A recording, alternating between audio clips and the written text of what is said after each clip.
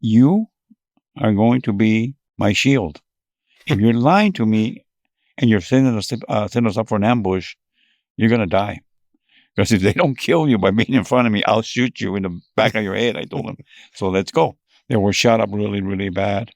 I remember that when we were driving, all I heard was the windshield of the car, because we were up front, blown off. I opened the door and I threw myself out of the car. And the car was being riddled by machine gun fire that I was in. And then one of my other agents crawled right next to me. And he says, "Boss, we're going to die here." And I said, "You might die here." He says, "But I'm not. I'm not going to die here." So I yell at Jim. I said, "He's going to take you to the hospital. I'm going back to the shootout." He says, "You're crazy. You can't go back over there." I said, "I got my men over there, Jim. I can't let them be all shut up to death." Right. He said, "But they're going to kill you back there, Hector." And I said, "Well, if I die, I'm going to die with them." What really, I guess, emotionally grabs me is to be talking to somebody undercover, meeting them undercover, and killing him, and then seeing him dead. We were just partying, and he says, "I got this beautiful woman for you, dude." So this girl shows up, and she's a prostitute. And I'm thinking, "Oh my God, what am I gonna do?" And I'm wired. So I said, "Hey, listen," I said, "here's $300. I said, I can't have sex with you." And she goes, "Why?" I said, "I'm gonna tell you, but you better promise me you're not gonna tell anybody." She goes, "I promise you." I said, "I have syphilis." I said, "Would you please don't tell anybody?" He says, No, I won't, I promise you." Well, it's the land of the free and home of the brave. Stairs in the house of the community. But leave them alone and what they're gonna say. With the clean back, black and white is here to stay.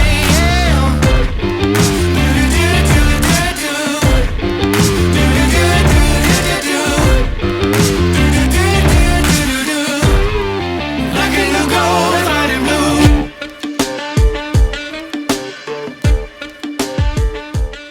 My next guest earned the U.S. Attorney's Award for Heroism, the Federal Bar Association's Medal of Valor. He spent years infiltrating undercover the Mexican cartels. He was involved in a number of shootouts that involved killing of many people, many of whom he still held accountable. He was assigned to investigate the murder of DEA Agent Kiki Camarena, and during that investigation discovered the CIA's involvement in his killing, as well as the CIA's involvement in the distribution of cocaine within the United States in order to fund an illegal war in Nicaragua in the 80s. This man is an extraordinary man who's also written a book called The Last Narc, a documentary with the same name, which is well worth watching. But this is a man who has a family, who has a conscience, who lives with anxiety, regret, doubt, just like we all would. Only he's had these extraordinary experiences that we can only dream to relate to. That's what I hope to highlight in this episode, and I know it's going to be fascinating. It was such an amazing experience sitting down with this guy. So without further ado, please help me in welcoming my good friend, Mr. Hector Berrellez. So Tegan, going back to your business, do you have any big security? Executive protection type of accounts? Yeah, we mostly do private wealth because I don't like drama. There's plenty of drama just with private wealth anyway. But, we don't do like rock stars and things like that. What's movies. private wealth? Private wealth would be like, billionaire types that aren't necessarily high profile. They're not an actor or a rapper or something, right. But they're big business people that are constantly traveling and, somebody that I always say, hey, if they wanted you or me, they don't want you or me, that might be a 0.01% chance that they would want you or me. But, for somebody that's got the money, they may want their family or somebody there so they kidnap him or whatever for ransom and stuff. Especially here. We're close to Mexico. Yeah. And closer than people think. That's one question I will definitely want to ask, and I'll probably forget. So if you remember, is all these people still travel there like it's nothing. And I always find it interesting seeing the people who have been in and out of the doldrums there to see exactly what happens. Right. And compare that with the ignorance of the public who, well, I've been down there 5 times and never seen anything weird. And I'm like, that's fine. I know you shouldn't be paranoid and never go, but you also shouldn't be ignorant to the fact that you're probably a mile away from a murder and you don't even know it. Right. You know? What is your sentiment if you had a family member say, hey, I want to go to... No, I do all the time. Friends tell me all the time, and I tell them, well, a lot of people go. They're risking their lives. Most of the time, nothing happens to them because these big hotels where they stay at belong to the cartel guys. So the security that you get at those hotels are cartel guys doing security for you guys. But they don't understand that. Yeah. They say, what? I said, yeah. He said, who do you think owns the big hotels and the Right. resorts over there? Right. It's a billionaire cartel guys. They own all that stuff. That's crazy. And the cops work for them. Right. So, yeah, nothing happens. But if you happen to be at the wrong hotel, like it happened in Acapulco where there was like 70 some hotel gets taken out and executed just to ruin the other cartel guys' business. Yeah. That happened in Acapulco. Ah, They took out about 70 something with Japanese Americans. They were just tourists. They took him out and executed them all. how long ago was that? That was about 15 years ago. 15? 15 years That's ago. not very long ago. Nope. I was already retired. And I when know it there's happened. other Cancun had some stuff happening there too, not Right. more 8-10 years ago. And yeah, Well, the places are- the owner of that hotel, I forget what it was, a Sheraton or whatever it was. I think it was a Guadalajara.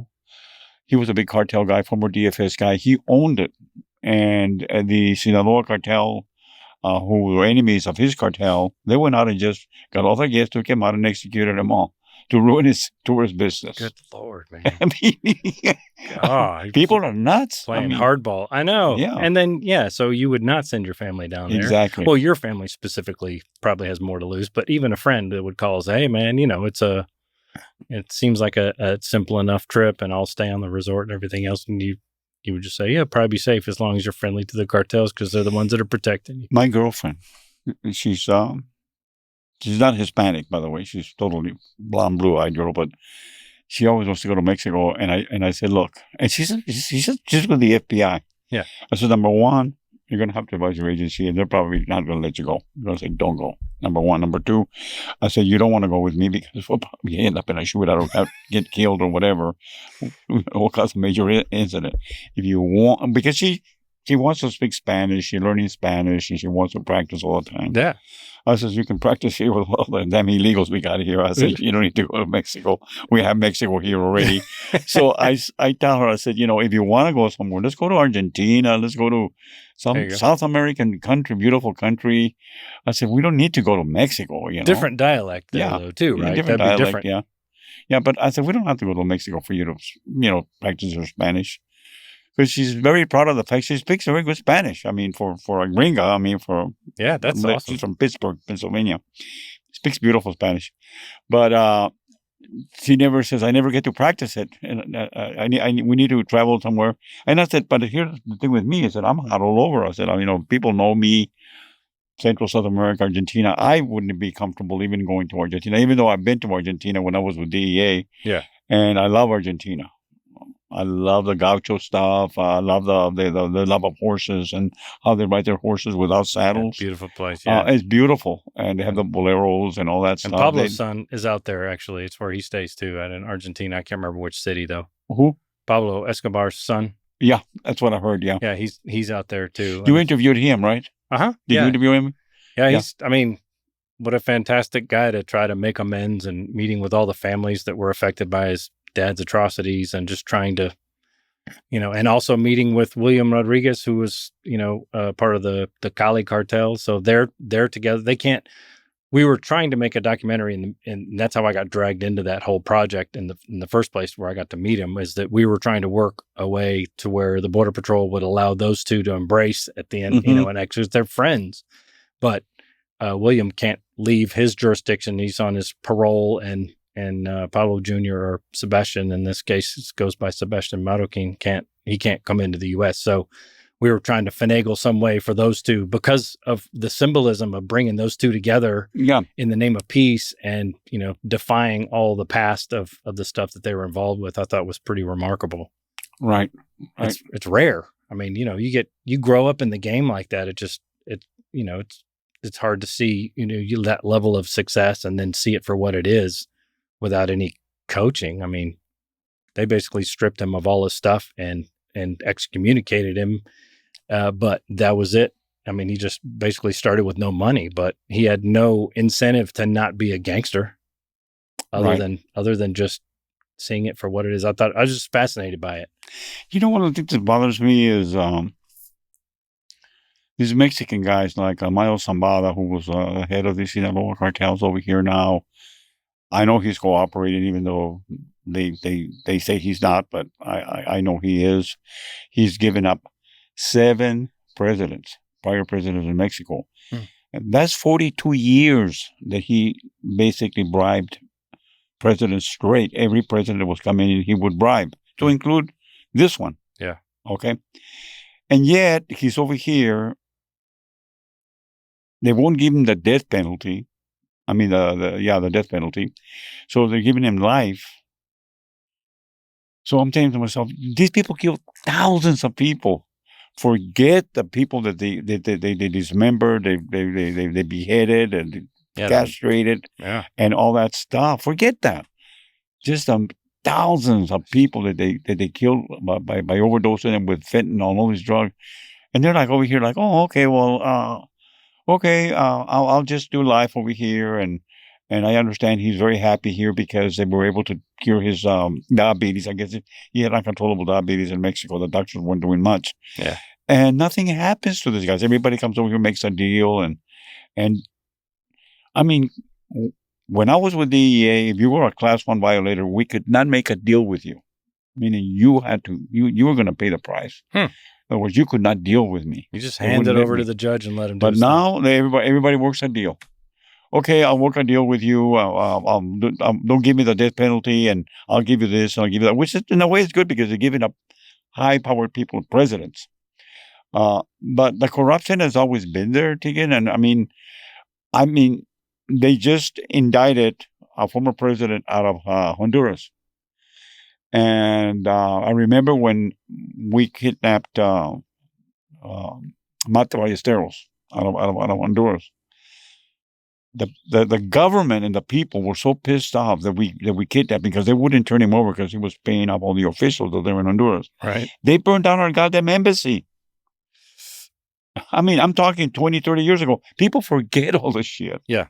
You know? So is it, you look in the United States, it kind of works the same way, but a lot of it is affluence and influence. So I think a lot of it is the fact that he's turning over big names to give them better cases. We've kind of seen that happen, especially federally, right? Right. And then also they've got the money to bring on the best lawyers and everything else. Do you see that parallel here? Do you think it's kind of the same in terms of just those guys coming up with the greatest defense as opposed to, some kid that just got caught up with, an ounce of coke or something that, has to get a public defender? Well, yeah, that's part of it, that they have the money to, of course, pay for big attorneys, but a lot of it, these attorneys are connected. A lot of deal making, a lot of like, okay, well, my guy will give you this and you give you that. If you in turn, let him plead to this crime and that crime, which is minor sentencing, and everything is a plea bargained out now, as when in the older days. No, you can't. We don't want to make a deal with the guy. I don't care what he offers. He's going to prison. Yeah. He's going to pay for what he's done. Is it maybe the overcrowding then of the prisons? I mean, I'm just wondering why it's gone in that direction. I'm in my era, I'm only familiar with people trying to make deals, and it was usually predicated on, hey, if we got you on a conspiracy case and you're looking at 25 years or something, then obviously we don't want you to tell me where I can find kilos. We want you to tell me where I can find bodies. And then you have some kind of significant clout for your downward departure in the federal system or whatever. That's always been sort of how it goes. Yeah. Do you think now they're a little more forgiving just because of the overcrowding? Well, look at the crime in general is very forgiving now. And now people are arrested for rape, for murder, or whatever, and they're out. Look at the girls the 2 girls that were just killed. I forget their names. The Ukrainian girl that was killed by the subject I think it was North Carolina on the subway. Yeah. The guy had been in and out of prison. they don't take it serious enough. Yeah. And now there was another girl just killed. I forget her name. Has been in the news yesterday, day before yesterday. Her father was screaming mad that the suspect also there had a 10-mile long criminal career. I mean, in and out of prisons and stuff like that. Yeah. The no cash bail has basically caused that. So a lot of things are not taken. A lot of crime is not taken seriously enough, I don't think. There are people that are not, you cannot rehabilitate them. They're just bad, evil criminals. Yep. And most of them, honestly, are mentally insane people. And they let them out on the streets. They're going to reoffend and they're going to kill somebody. And it's that cycle too. It's a lot of those same, however, percentage of the criminal pop that there is, where they just will absolutely do this again and again and again. And if you Absolutely. just keep those fools in there, Right. there are obviously criminals that are rehabilitatable. You don't see what you saw in the past. A judge would say, okay, this guy can't be rehabilitated. He's already raped 3 little girls. It's a matter of time till they kill somebody. And why don't we just castrate him? Will you be agreed to be castrated? Will that stop you maybe? And people said, yeah, go ahead and castrate me. I mean, I don't think I can control myself. So they looked at other ways. Now is everybody out. There's no punishment. Yeah. There's no accountability. Anyway, are we started yet, or are we? Yeah. Oh, we're rolling. Oh, this is all good I stuff. thought we were going to start formally. Well, you were going to start with my past or whatever. What do you want to start with? Yeah.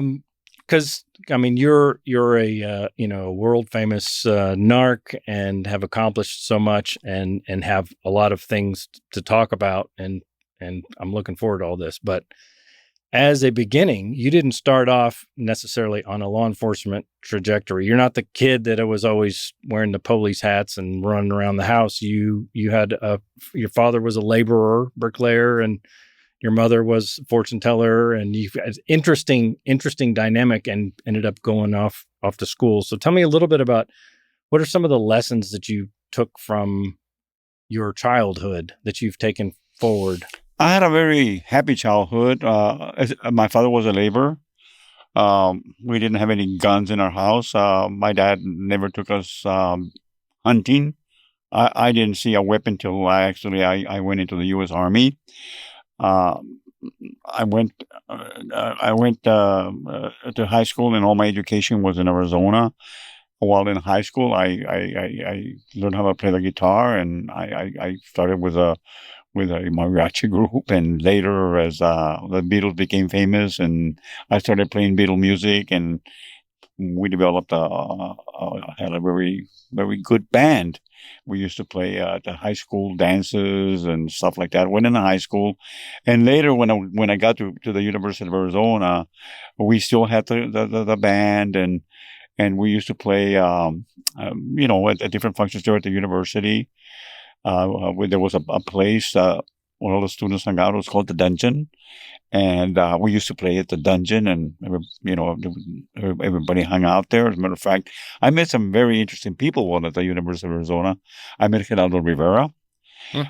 He was a student when I was a student there. I also met Linda Cordova, later became Wonder Woman, Linda Carter. As a matter of fact, she was singing with a group. She was a They singer. were called the Relatives. She was a singer. All right. And I met her there, and she was beautiful, of course. Back then, I thought she was prettier than she was when she was Wonder Woman. So it was interesting because I remember her because she was a girlfriend of Hector Rodriguez, a friend of mine who had a trio. They weren't like a rock and roll group. They were like a trio. And she would sing in that trio.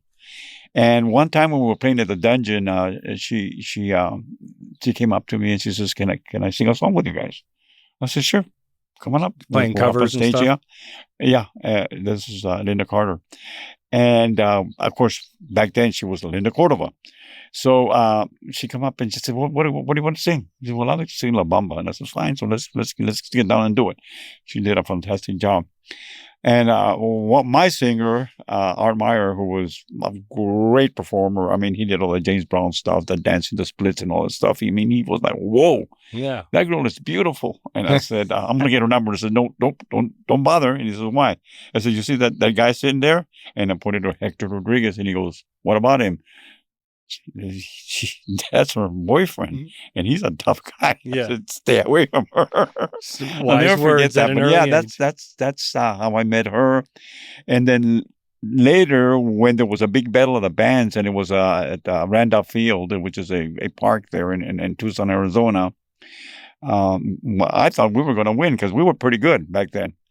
And of course, we had Art Myers, my singer, who I just mentioned, and he was a great performer. And we did a lot of Beatles stuff, James Brown stuff, and all that stuff. And I thought we were going to win, but there was a group there, and I forget what the name of the group was, but their lead singer was Linda Ronstadt. She was Aye. unknown back then. All right, This tumbling dice. This is before and so she went to school. So it was an interesting time while I was growing up, playing in the band, and being a student at the university at the time when all these people were there, but they were unknown. They were not famous back then. They were just like Fidel Rivera. I mean, he was just a guy who used to hang But it's out there. cooler that way. I mean, it's a little more authentic. You feel like, you're kind of around people just trying to do their thing. Exactly. Yeah. So that was my background in education. You still play at all? I don't play anymore. I just sing at the house sometimes, or whenever I want to sing Happy Birthday, I get the guitar and play it. But what happened was I left it because of this, because at that right at that time, the Vietnam War was really raging. And we were all losing our 2S deferments, 2-semester deferments. When you were at the U of A, they canceled them, and you became eligible to be drafted during the summer. So during one of the summers, I got my draft notice to report for supposedly a physical. I went to the physical, I passed it, and I was basically, sworn into the U.S. Army. So, They made us make a phone call. Hey, we're not coming home. We've been drafted. wow. But it was what I remember, and it stays with me, is when they swore me in. I said, "Well, you can either be sworn in, or before they swore me in, and you're going to be in the Army or the Marine Corps, wherever you choose. But you couldn't choose to be in the Navy or Air Force. You were being drafted. You were going to go into the Marines or the Army. And but if you don't, then we're going to go ahead and put you on a bus, and you're going to be put in jail." Yeah. So I'm standing there like shocked. And then this guy whispers to me, he says, "If you say you're gay, they won't take you." And I said, "Really?" He says, "Yeah." And I thought about it, and I thought, maybe I'll just say I'm gay, and then when I won't have to go, because I was playing in the band, I was having a great time. Yeah. And I thought, no, I'm gonna have to actually officially register myself as a gay person. No, I think I'd rather take my chances of getting killed in Vietnam. Wow. So I decided, no, I'm not gonna do that. I'm not gonna basically officially declare myself gay. That's got to be, for somebody who, I guess, came up kind of as a creative a little bit. I mean, you're a musician and everything else. It's not what you were studying in school, but I mean, I don't think it's can be understated how intense that is. And people these days tend to forget that we had a draft, and men over 18 were just, you're coming. And how did that make you feel? I can't even imagine, being in one place, having no idea that that's even on the table. And then it was very shocking to be called in. I mean, all of a sudden you're having a great time. You're a student at the university. You're enjoying your life. You're full of hope, and you're going to be. I was going to go to law school and become an attorney, and full of, I guess, hope and aspirations. And all of a sudden, it's gone. Yeah. What? I'm going into the Army, into war? Right. Yes, it became very real.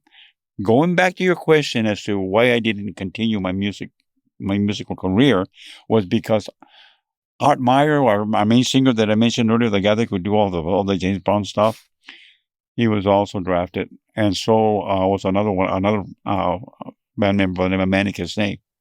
Guess what? They were in Vietnam a month. They got killed. In the first month. Yes. Oh, man.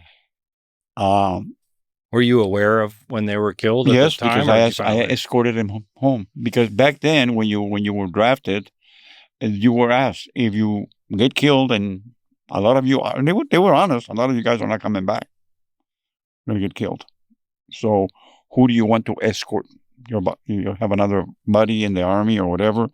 And I put Art Myers and Manny Casnay as possible escorts for me should I get killed over there. Mm-hmm. And they put me that I should be their escort should they get killed. And they both got killed over there. What did it do for your psyche? I mean, you're saying you've never even seen or handled a gun at all until that point at all. So how did it affect you going in as rookie as a rookie could be into the military, getting crash course training, going straight into wartime, and then within a month finding out that your two friends had perished? What did that do to your ability to fight effectively or stay in the game? Well, quite honestly, I felt like I had to stay in the game. I mean, what am I going to do now? Here I am. Thank God I was assigned to a medical evacuation unit where I wasn't assigned to a. Initially, I had been assigned to an infantry unit as a 21B B-20 combat medic. I was trained by the Army as a field combat medic. 91B-20 was my it's called my MOS whatever job that I was supposed to have while I was in the Army. And before I got to Vietnam, they changed my orders to become a medical evac medic, which in other words a medically evac people that had been shot seriously in Vietnam. So we were bringing them out, and a lot of the wounded guys were being operated right on the plane. So what did it do to my psychic? It just killed me. And after that, here's two of my band guys were killed over there. My main singer was killed over there. And at that point, I decided I can't continue my career. I stopped becoming a musician, a professional musician. Yeah, I played at home and I still play the guitar and stuff like that. That's why I asked you when I saw that guitar here in the studio, who plays it? I was kind of interested. Oh. But I love music, and it changed my whole life, Tegan. I mean, after I got out of the service, I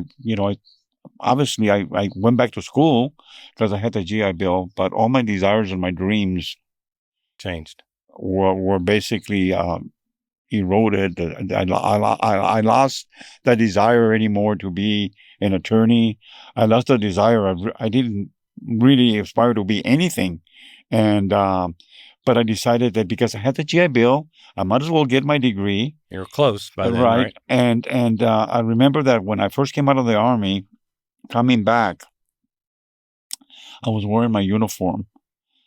And I'll never forget this. It was really, really, really, I was shocked. When I got off the plane in San Francisco, I had all my medals and my uniform, and people started spitting on me and calling me a baby killer and everything else. And I'm like, what? So I remember going into, I had my duffel bag and I had clothes in there, civilian clothes. I remember going into the men's room and changing, taking my uniform off and changing to civilian clothes.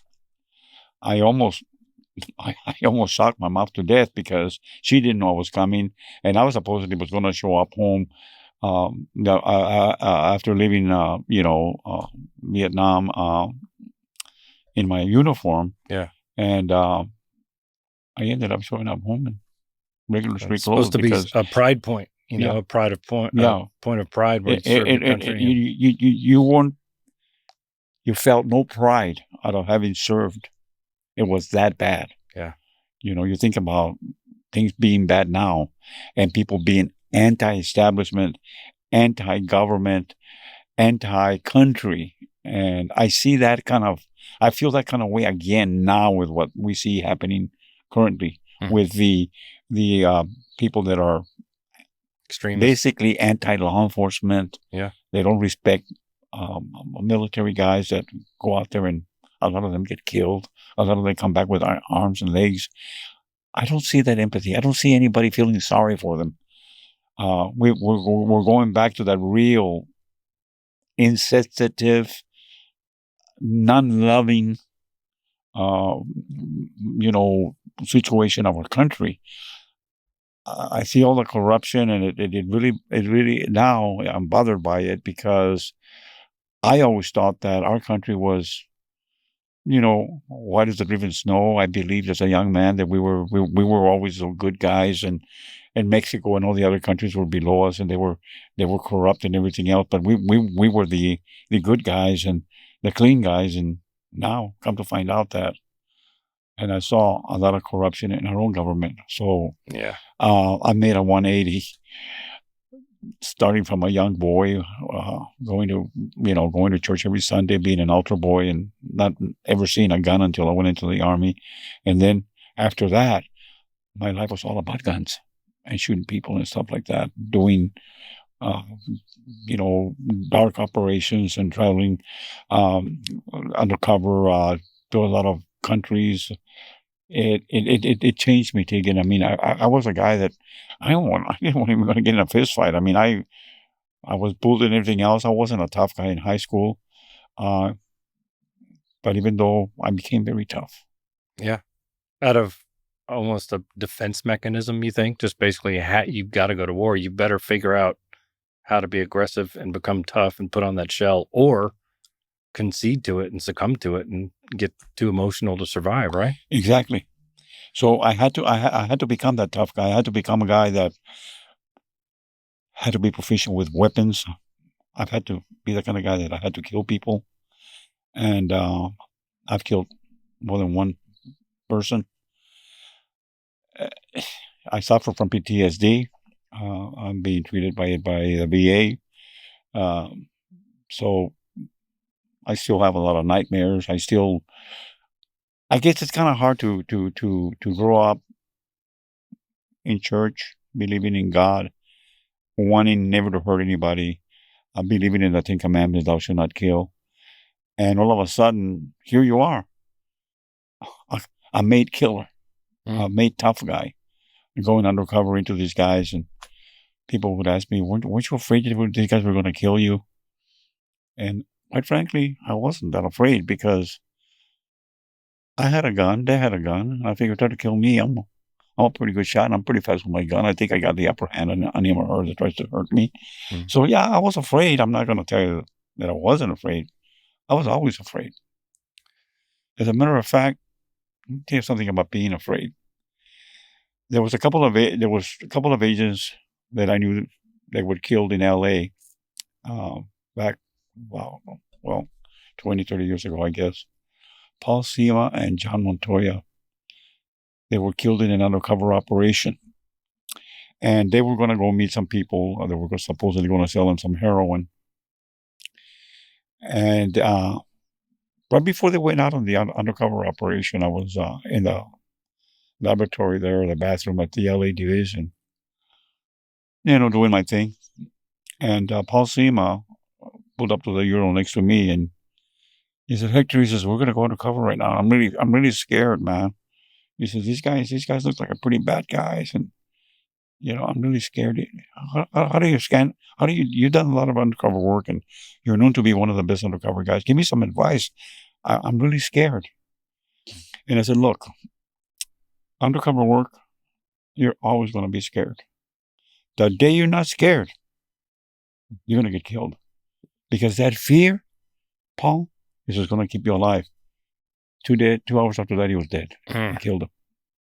I never forget that. And I remember telling him that. But yeah, I was in fear most of the time. But you have to work in undercover. Don't let me be presumptuous here about you, but you have to be keenly aware, and that fear has to turn you sharp, but you have to suppress it, right? Because street smart people smell fear from forever away. They can make a phone call and they can tell that you're in fear, and that could be also deadly, right? Or no? Yes, you have to control it. And I told Paul that you have to control it where you don't shake or tremble. I said, just control yourself. Try to stay calm. I said, try to come, but be fearful. But you're right. You can't show it.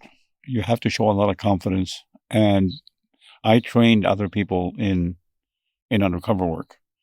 As a matter of fact, it's kind of funny. It reminds me of training this one FBI undercover agent from the FBI. And the FBI wanted me to train him in drug undercover work. And so I had him with me. He spoke Spanish. And we were going to meet these drug lords at this real bad East Los Angeles bar. And so, of course, we have our guns and everything else, and we have an informant, and we're going to meet the owner of the nightclub at his nightclub. It was a sleaze bag. It was a narco bar. And as we're coming in, of course, you have two bouncers. Yeah. And I had told the undercover agent, you just keep your mouth shut, you watch and do what I do. I'm going to introduce you as my bodyguard to this bad guys. But you do what I do. He said, okay, Hector, I got you. It's okay. You just sit there and learn, and if I ask you to do something, you do it. I'm going to ask you, whenever they show us drugs, to go out to the car, supposedly, to get the money or whatever. You give the bus signal and do the by bus. Okay, no problem. He was so scared. So anyway, as we approach the door, we have the two bouncers there, and they grabbed me, and they started to touch me, and I said, hey, get your damn hands off of me. He says, what do you want? Well, we're looking for a gun. And I says, I have a gun. Showed him my gun. Now, what are you going to do? Mm-hmm. Get your hands off of me before I blow your hands off of you. I says, don't touch me. He says, yeah, I got my gun. Now, what are you going to do? And he says, I'm here to meet the owner. And he's got a gun too. And I told him, show him your gun. So he shows him his gun. He says, you're not going to touch us. You touch me again, and I swear to God, I'm going to blow your hand off, okay? So don't touch me again. I'm here to see so-and-so. So the bartender says, let him in. So they sit us at this table. And, of course, the bad guy's not there yet. We'll wait for him to show up, the owner of the bar. And he shows up. And this undercover guy's watching everything I do. He's learning. So the trafficker shows up and he says, you guys, I understand. Well, we had a strong informant. This guy's got the money. They want to buy 300 keys. Blah, blah, blah. You've done it, Tegan. No problem. So the guy grabs a bag out of his coat pocket and he throws it at me. And it bounces off my chest and it's got a white powder in it. And I said, what is this? He says, this is a sample of my coke. I said, okay. Okay, good. He says, look at it. Look at the crystal. Pura escamilla, he says, look at the crystal. Right in my pocket, I got $1 bill and I threw it at him. And it bounces off his chest. He looks at me and says, what's this? Sample of my money. Touche.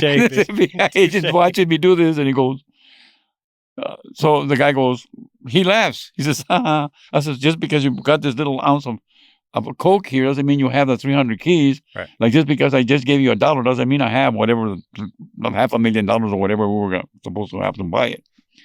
But anyway, years later, after I'm retired and I'm at a party and the same FBI guy that I trained, says, I'll never forget Hector. He says, man, I was so scared the first time I went undercover like that. And first of all, he says, show him your gun. And if he tries to take your gun, blow his hand off. He says, I couldn't believe it. He says, and then we go in there and the guy comes in trying to impress us by throwing an ounce of coke. And Hector reaches his pocket and throws $1 back. And he says, what are we doing here? You know, what does this mean? Yeah. But he said, man, I learned so much. Just that one time. I mean, it was the first time. And what I learned, he said, is you have to really think fast on your feet. You have to be ready for anything when you're undercover. And you're being the character too. I mean, you can't be the respectful you and have a normal conversation with somebody that's in the dark world like that. And if you're supposed to be a somebody, you're obviously one-upping them as if you're the guy that they're expecting to see. I mean, if you didn't act like that, they would almost be suspicious, right? Exactly. A lot of times, you've been undercover. I was asked, are you carrying a gun? And I said, yeah, I'm carrying a gun. I hope you got one too. Mm-hmm. Yeah, well, I got a gun. Well, I got a gun too. If they didn't have a gun, you'd say, Exactly. You Now, sure in my you're in this world, business? everybody carries guns. I mean, it was understood that you had to have your piece. Yeah. And a lot of people would make fun of me because of course, I back then I used to carry a 1911 45, Okay. the old types, and I went and had I even got pearl grips and dolled it up a little bit. that's fancy. Yeah, and of course I would never ever carry a holster. I mean, it was always in my back, in my around the back of my waist, around the back. It was in the back, but reachable. Okay. And the other people that didn't work undercover would say, "What's with that pimp gun you got, Hector?" And they called it a pimp gun because it had pearl grips.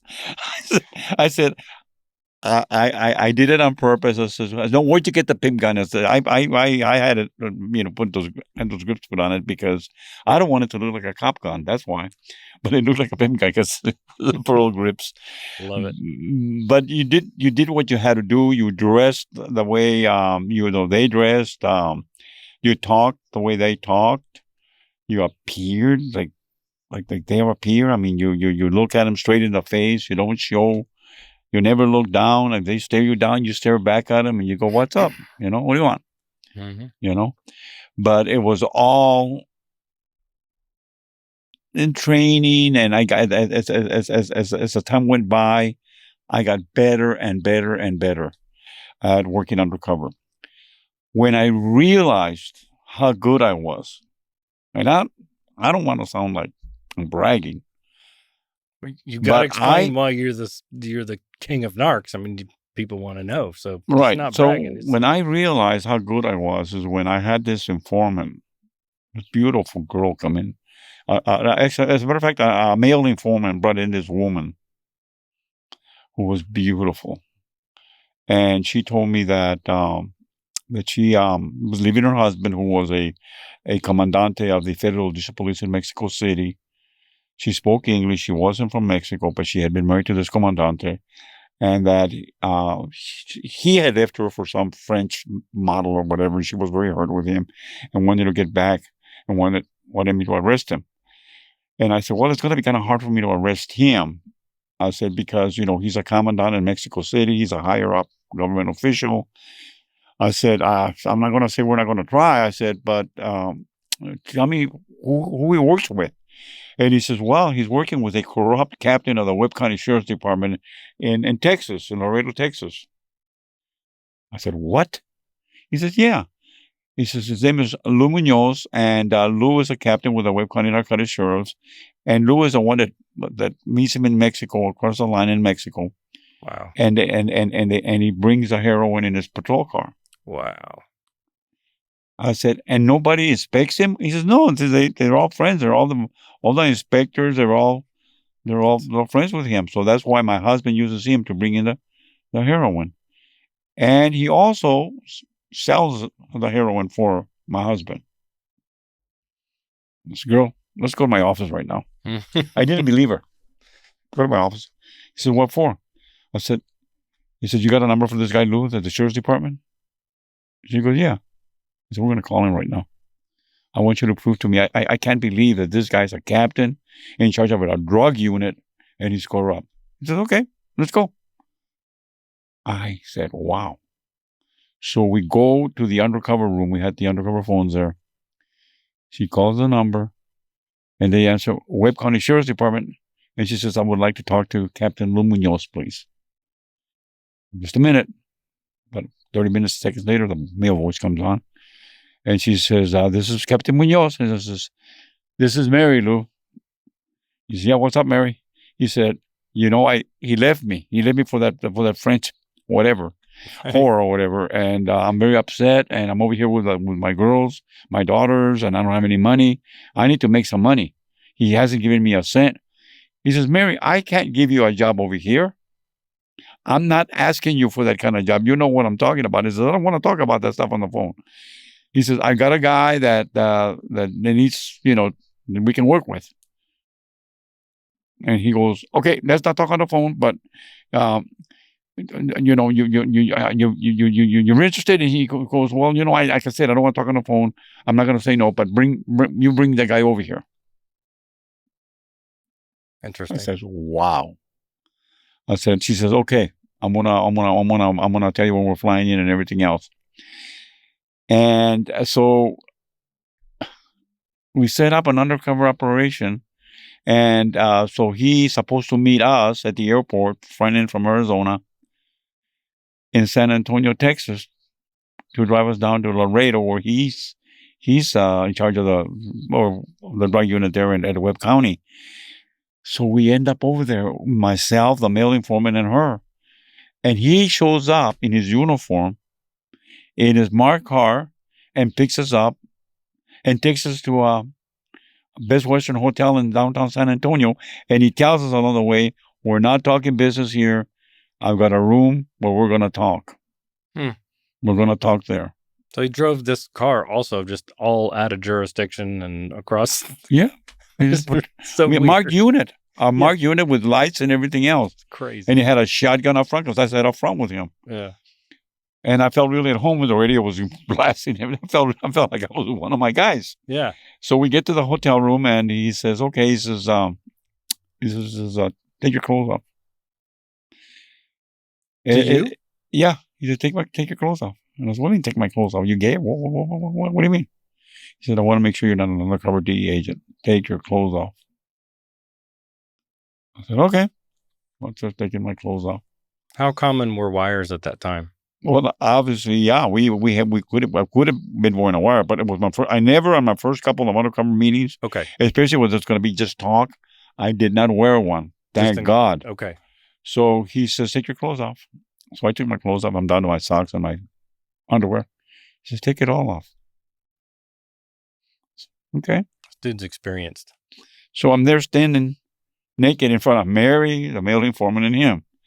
And then he tells the male informant, you too, Bob, because then it was Bob. He says, take your clothes off. And so he says, okay. So he takes all of his clothes off. Everybody stays down to their socks and underwear. Everything to take it all off. So he takes his underwear and socks off. And he goes to Mary, I want you to take all your clothes off. She says, Lou, I'm not going to take my clothes off. You crazy? You're nuts. He says, you might have turned out a DEA informant. He says, you might be an informant for law enforcement. Take your clothes off right now. And then he puts his gun on her. Take your clothes off. Puts his gun right on her head. I'm not even wearing a gun on this time. Mm. I mean, I went with nothing because I knew he was a cop. Yeah.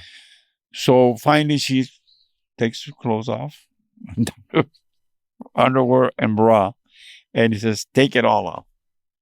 So Mary takes everything off. And now we're standing there naked. Then it says, Captain, this is what?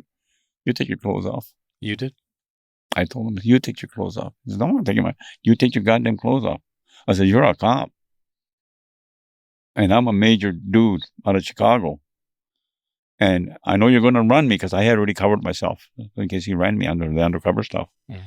He says, and I want to know that you're really a dirty cop and you're not just going to arrest us. I don't trust you one bit. You better take your goddamn clothes off. And then I got in his face. I mean, I got actually like, you take your damn clothes off now. I'm here naked. Yeah, you take your clothes off. He said, okay. So he takes his gun belt off and puts it on the bed.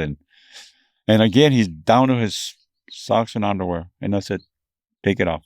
Take it all off. So he does. He says, okay. He says, now that we're all naked here, Mary and I are going to get busy in the bedroom. I don't know what you two gay guys are going to do with each other.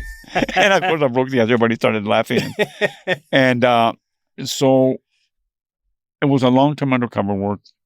I bought heroin for him different times after that. I came in and out. And I arrested him. So that's when I realized this. I must be really good because if I can convince another narc to deliver dope to me, a dirty narc that knows how we work and everything else, I must be pretty darn good. That's when I got my confidence up that I was really, really a good undercover operative. And of course, I'm also coming in and out of different countries because I'm working undercover in different countries like Colombia, Bolivia, and all those other places. This is So- with the DEA. How long would you say you've been in the business by then? When this When I did the sheriff, probably about 5-6 years already. But Okay. I wasn't a supervisor. I was just a regular agent. Later, I became a supervisor with DEA. I would say about 5-6 years into the job. But at the time, I was always getting a little experience and Right. doing by bus here and going undercover in other countries and working with other federal police, and also doing a little longer term undercover, like being undercover and nobody knows who I really am. Type Yeah. of thing. So for yeah. the audience sake too, could you distinguish between the way typical undercover deals go down today, which Right. are, short term? They might meet them a couple of times and they do a takedown, whatever. That's Right. still undercover technically, but versus the long-term undercover. And how did you, when you talk about you got experience, you were doing some of the smaller, shorter term things. At what point did you do a longer term, and what does long term look like to you? I think long term is when you're undercover for maybe a year, 6 months, a year, maybe even 2 years, Mhm. and you're coming in and out of the cartels members or of the cartel or the subject that you're investigating. I think the first one that I did was this captain, because it took me a long time to really get into his confidence, where he started bringing me heroin. And I used to do a lot of things that were out of the box. I mean, I always thought out of the box. I would always do things that they didn't expect a cop to do. So in other words, like I said, I carried a different type of gun. I acted different. For instance, one time when I was in Laredo, Texas, undercover into the sheriff, the captain, we'd be at this nightclub. It was called Godfather Inn. I'll never forget it. He would like to go there, and because the owner let him snort coke, and it was kind of a little corrupt kind of a nightclub bar or whatever in Laredo, Texas. And I remember one time there was this band playing, and he's trying to impress me. He says, "You like the way that band plays? And aren't they good?" I said, "They suck." And he goes, "But I did it on purpose." And he goes, "What do you mean they suck? You don't like them?" I guess they're okay. I said, "I'm not impressed by them." He says, "Well, can you do better?" I think so. "Are you kidding me?" I said, "No." I said, "Will you play with them?" They go, "Let me." I acted a little dumb like that. He said, "Let me. I'll play with them." And he goes, "Okay." So he calls the Japanese guy. I'll never forget this guy. The owner was a Japanese Mexican guy. He had red hair and slanted eyes. He was the weirdest looking guy that I ever saw.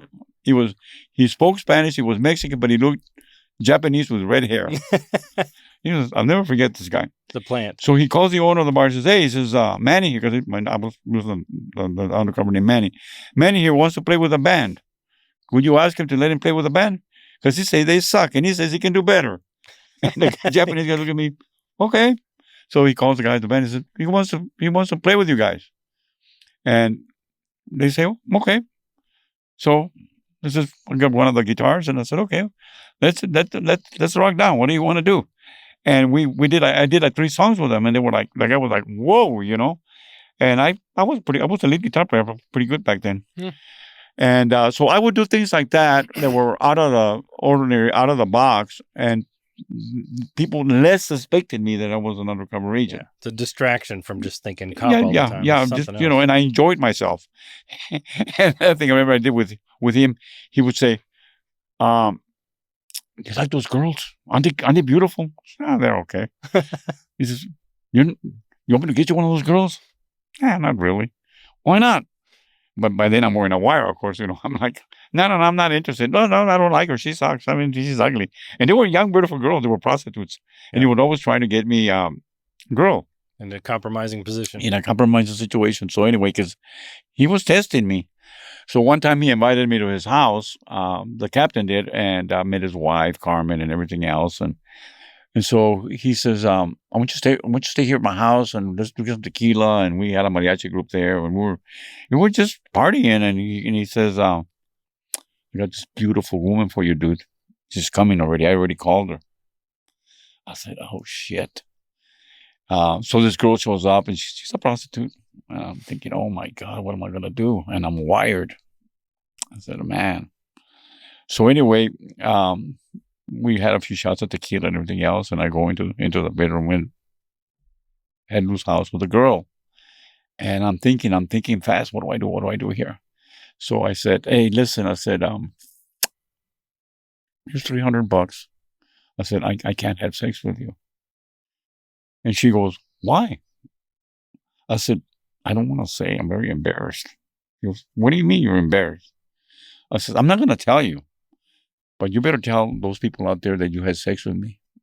She goes, no, you got to tell me what's wrong with you. Are you gay? I says, no. I said, I'm going to tell you, but you better promise me you're not going to tell anybody. She goes, I promise you. I said, I have syphilis. She goes, ooh. She goes, ooh. And this is all being recorded, of course, you know. Right. She goes, you have syphilis? You please stop repeating it? I said, I don't even like the word. I told her, don't even say it. I said, I'm being treated, but I might be contagious. I said, would you please don't tell anybody? She says, no, I won't, I promise you. Oh I won't tell anybody.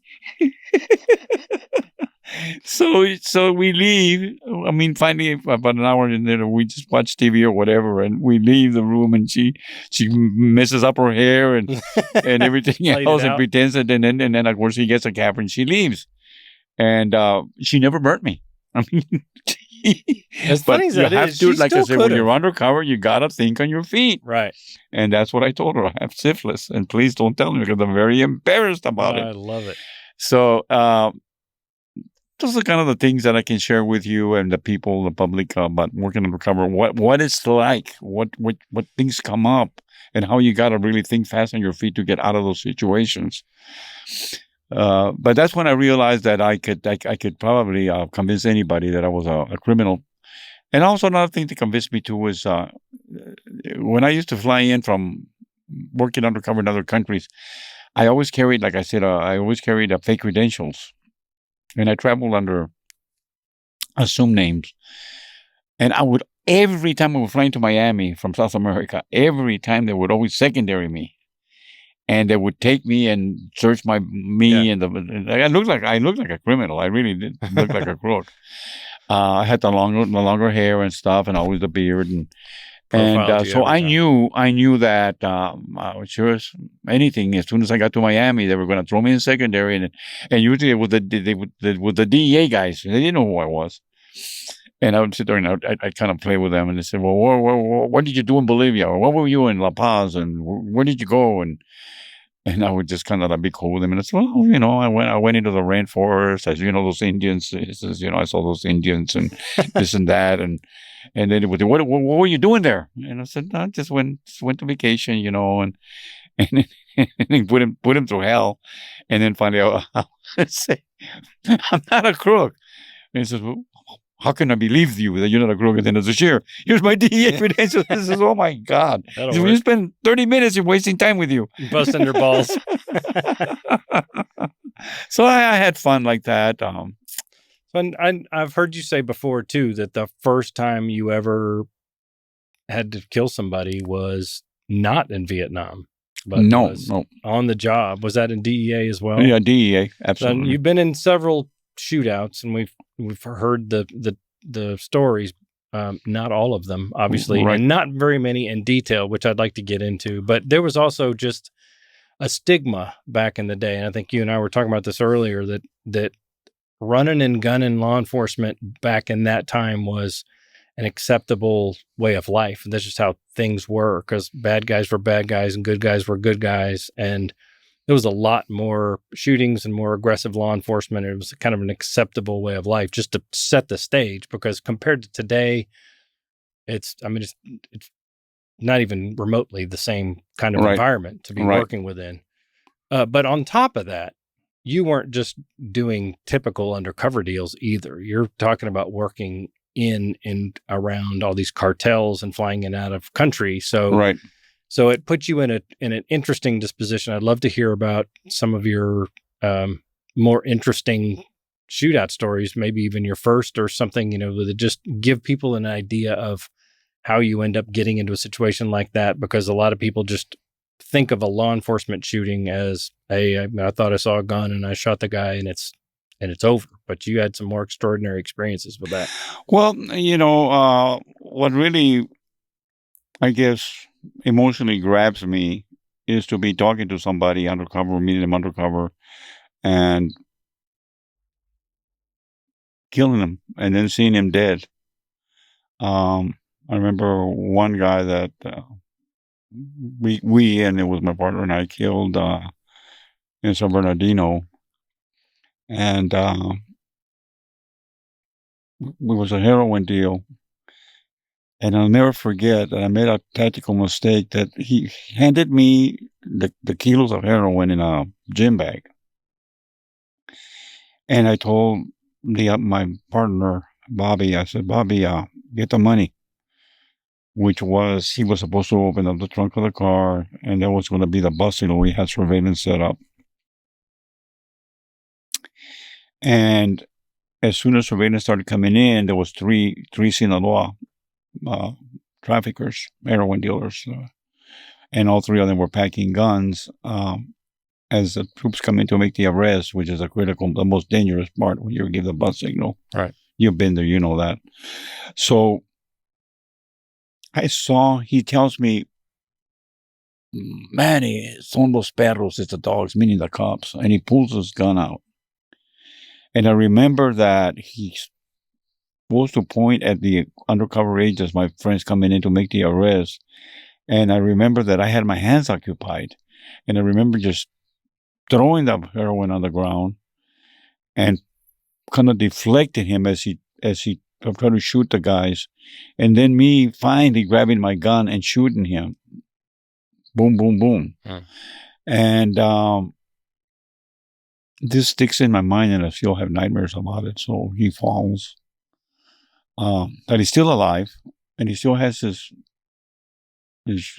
gun in his hand. And I remember that I walked up to him. Of course, Bobby had also, put 5 or 6 rounds in him by then too. And I put my foot on his arm because he still had the gun. And he looks up at me and he says, in Spanish, he says, Perdóname, Manny, perdóname. Which means forgive me, Manny, forgive me. And I thought to myself, doesn't he realize that I shot him? Why is he telling me to forgive him? And it still bothers me to this day. I have nightmares about it. And then I saw his eyes kind of like freeze. I saw him die. Right there. So those are things that upset you when you do shit like this. Excuse me. Yeah. And it kind of like, I kind of like felt sorry for him. And to this day, I question why he was asking me for forgiveness. I wonder if he knew that I was an undercover guy and he was asking me for forgiveness for being a criminal. Maybe. Or maybe he didn't realize in those seconds what had really happened and that I had shot him. I don't know. But those are kind of the things that I share with people that are religious, because to this day, I carry it with me, especially that one. That was one of my first shootouts. There was others, but they were a little different. This was more personal because I had been undercover long-term to these guys. Yeah, and I knew him. So up close and personal, and certainly righteously so. At least it wasn't a mistake or something. Right. Right. But I can understand why that was a heavy weight to carry, and I appreciate you sharing that.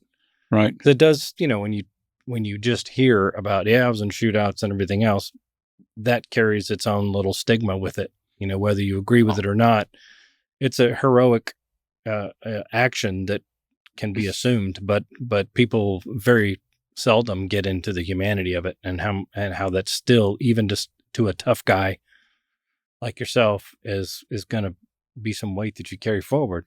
Exactly.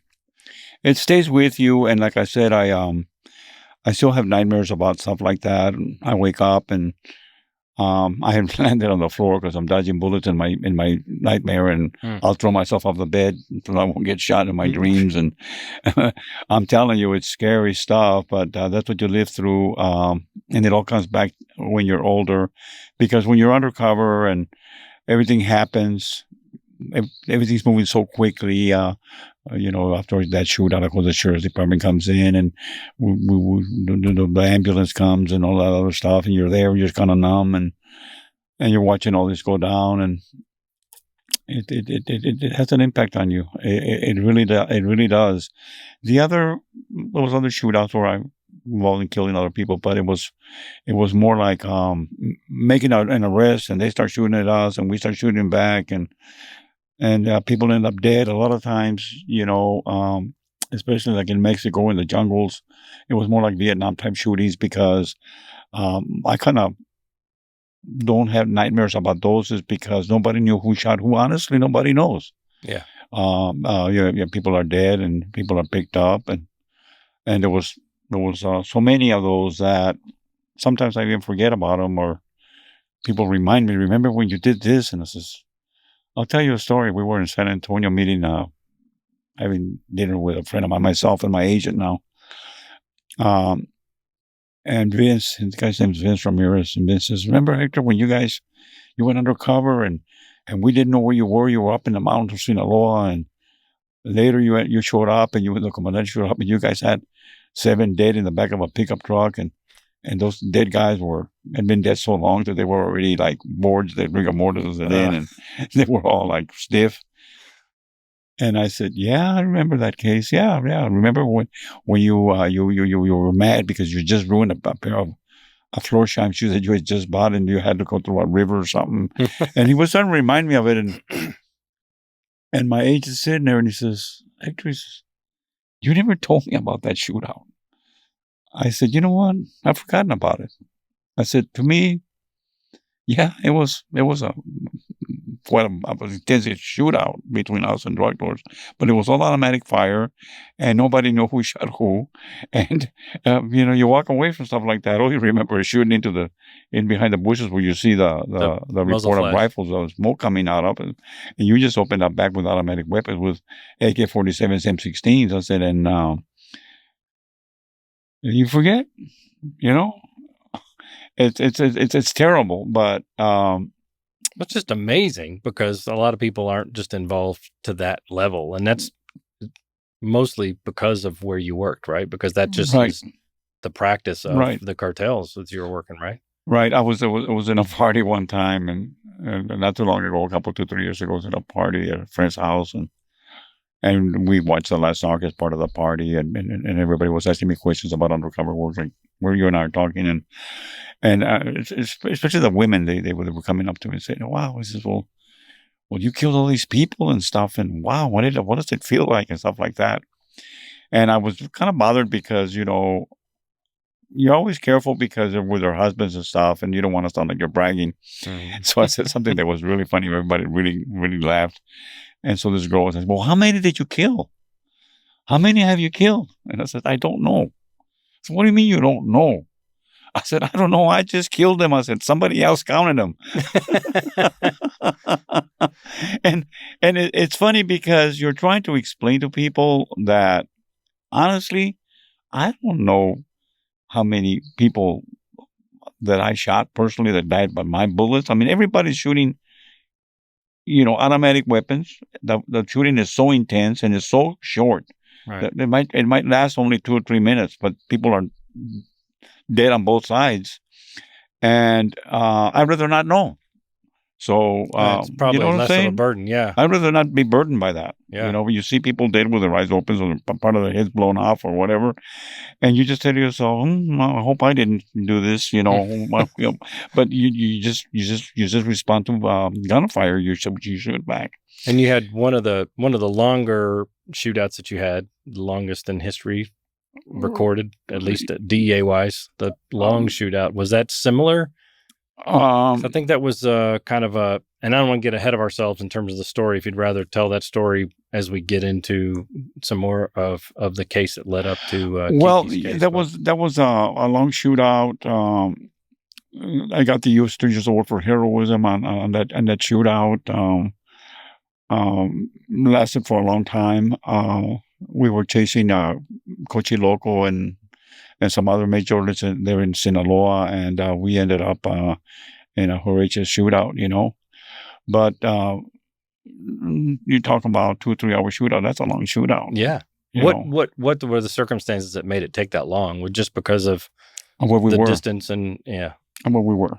We let's talk a little bit about that case. I'm in charge of the DEA Sinaloa. I mean, Mazatlan Sinaloa office in Sinaloa, which is the most violent to this day, the most violent area of Mexico. All the cartels operate out of there or are from that area. And I get a call from an agent, Tony Huerta from Colombia, and he said, "Hector," he says, "we ship is going your way, and it's got like 20 tons of coke, and it's going from Colombia to Mexico." I said, "Okay." And here is a number of the person that's going to receive the cocaine in Mexico. Obviously, off at a beach. Okay. So I called. I had, of course, we were wired. We were connected. I called my contact to the telephone company. I says, "Who does this phone come back to?" And it came back to a name of Pablo Jacobo. I'll never forget it. And he came at Altata, Sinaloa, which is southeast of Culiacan, by the beach. It made sense. Okay, the boat's coming in, and I need to take it down. I didn't trust the comandante of that area because I knew he was protecting the drug lords there. So I called Guillermo Rosales Calderoni, who was a deputy chief of the Mexican Federal Police in Mexico City, which I met before. And I said, "Guillermo," I said, I need some help. I need some agents to come and help me. We got a ship coming in full of cocaine from Colombia, and I've got the guy identified is going to receive it, and so on and so forth. So he said, "Okay." He says, "All I can spare you is 12 guys. That's all I can spare you, Hector." So he said, "I'm going to fly them in from Mexico City to Mazatlan, and you handle the operation there." I said, "Okay." So I figured I had 5 agents, DEA agents, including myself, plus 12, that would be 17 of us. And so they flew in, we briefed, and said, "We'll hit it tomorrow morning." Now, Altata is like 2 hours drive from my office in the town of Mazatlan, Sinaloa. Okay. So they came in that night. In the morning, we got up early. And we briefed that evening. I said, "We'll to this place. We don't know if the dope has arrived. We might have to hold people, and we don't know if the ship has arrived yet. We just have to play it by ear. We're going to have to arrest some folks and just hold off. And when the ship gets here, we're going to have to take it down." They go, "Okay." So next morning, we head out. I think we had like 5 or 6 cars and 3 or 4 agents in each car, Mexican agents and DEA agents. And we drive to Altata. It turns out that the address is not a house. It's a little store. But it's one of those little Mexican stores who have dirt floors, and they sell this cokes, and they don't even have it under ice. I mean, they call it sodas al tiempo, sodas at room temperature, al tiempo, So it turns out to be one of those little bars. So I kind of left. It was a little town, so I left most of the agents outside. The comandante, myself, and other 3 agents, we drove in to kind of spot it. We didn't want to drive in with all these cars, and we were going to be basically identified as law enforcement, made. So we drove in, and we kind of looked at around us. There's a little store. I said, "Okay, let's go in and ask for Pablo Jacobo, and we'll take him down ourselves. And then we'll find out what's going on with the ship." So we walk in, and there's nobody there. It's just this one guy behind like a little whatever we call it, shelf or whatever it is. And I said, "We're looking for Pablo Jacobo." And that guy looked at me and he says, "I don't know what you're talking about. I don't know nobody by that name here." But he looked real suspicious and scared. So I said, "Listen, are you Pablo Jacobo?" And I swear he goes into a drawer to grab a gun. And I run up and I put my AK-47 on him right there. It was him. Oh. So, of course, the way it worked back then is the guy in charge of the Mexican feds grabbed him, and they did a little Mexican hat that's on him, and they They got him to confess that, Street justice. yeah, they do the little thing there. Yeah. And of course, they fire a couple of rounds over his head and scare the shit out of him. They're going to kill you. And I mean, they're really dramatic. Different game down there. Yeah, it's a different game. Yeah. So anyway, but he's dealing with either that, which seems minimal compared to what his penance if he gets, if they think he snitched or something. Right. Or they lose this load. I mean, it's going to be way worse than shooting warning shots. Well, he says that, he says the load has arrived. And it's at this little ejido, which is like a little planting area, a little farming area called El Limoncito, the little lemon. And we said, the shipment is there. It's already been unloaded and it's already there. And he goes, yes. And then I asked him in Spanish, I says, who's regarding that load? Nobody, just my ranch hands. I said, what? I said, okay, you're going to take us there. And we're going to take it down. I told him. I said, you are going to be, my shield. If you're lying to me and you're setting us up for an ambush, you're going to die. Because if they don't kill you by being in front of me, I'll shoot you in the back of your head, I told him. So let's go. So we went. We went and got the rest of the troops, and we went, and he led us. And there's only one way in. It's a quarter mile, just one went in. I sent agents to surveil all around to see how we're going to take it down. And they said, boss, it's all surrounded by cornfields. And there's only one way in. I said, oh, wow. A tactical nightmare. It's a nightmare. I thought, man. So I looked at the jefe de grupo, which was the group supervisor of the MHAP. And it was Rivera. I said, what do you think? Should we take it down or what? And he says, well, I don't know. It's up to you. It's pretty dangerous because if they ambush us, they're going to hit us from all over. They've got to have protection. A big load like this, Hector, he says. I said, well, we either take it down or I said, we pretend we never found it and go have a drink somewhere and go get drunk with the guys. That's a lot to ignore. And I remember he told me, he says, you're shot. I said, I know what we're going to do. He says, what? We're going to call the police on these guys. And he looked at me and he says, we are the police. And I said, I know. I'm just kidding with you. So I told all my guys, put all your bulletproof vests on. We're going to go in. We're going to see what we can do here and get ready to be ambushed. Because we're probably going to drive into an ambush. And sure, we did. I mean, they were shooting at us from the sides and everywhere else. What had happened was, when we arrested Jacobo, people trying to come into the store. And somebody called them out there and said, hey, they're going to come out there and hit you guys. They were waiting for us. So that was the longest shootout that I've ever been involved in. It went on for hours. We had people that were shot up bad. I had 5 or 6 MFJPs that were shot up really, really bad. I remember that when we were driving, all I heard was the windshield of the car because we were up front, blown off. How I got out of that car, I don't know, because I wasn't driving. I was a passenger up front. And we had Jacobo actually in the back seat, the guy that led us there.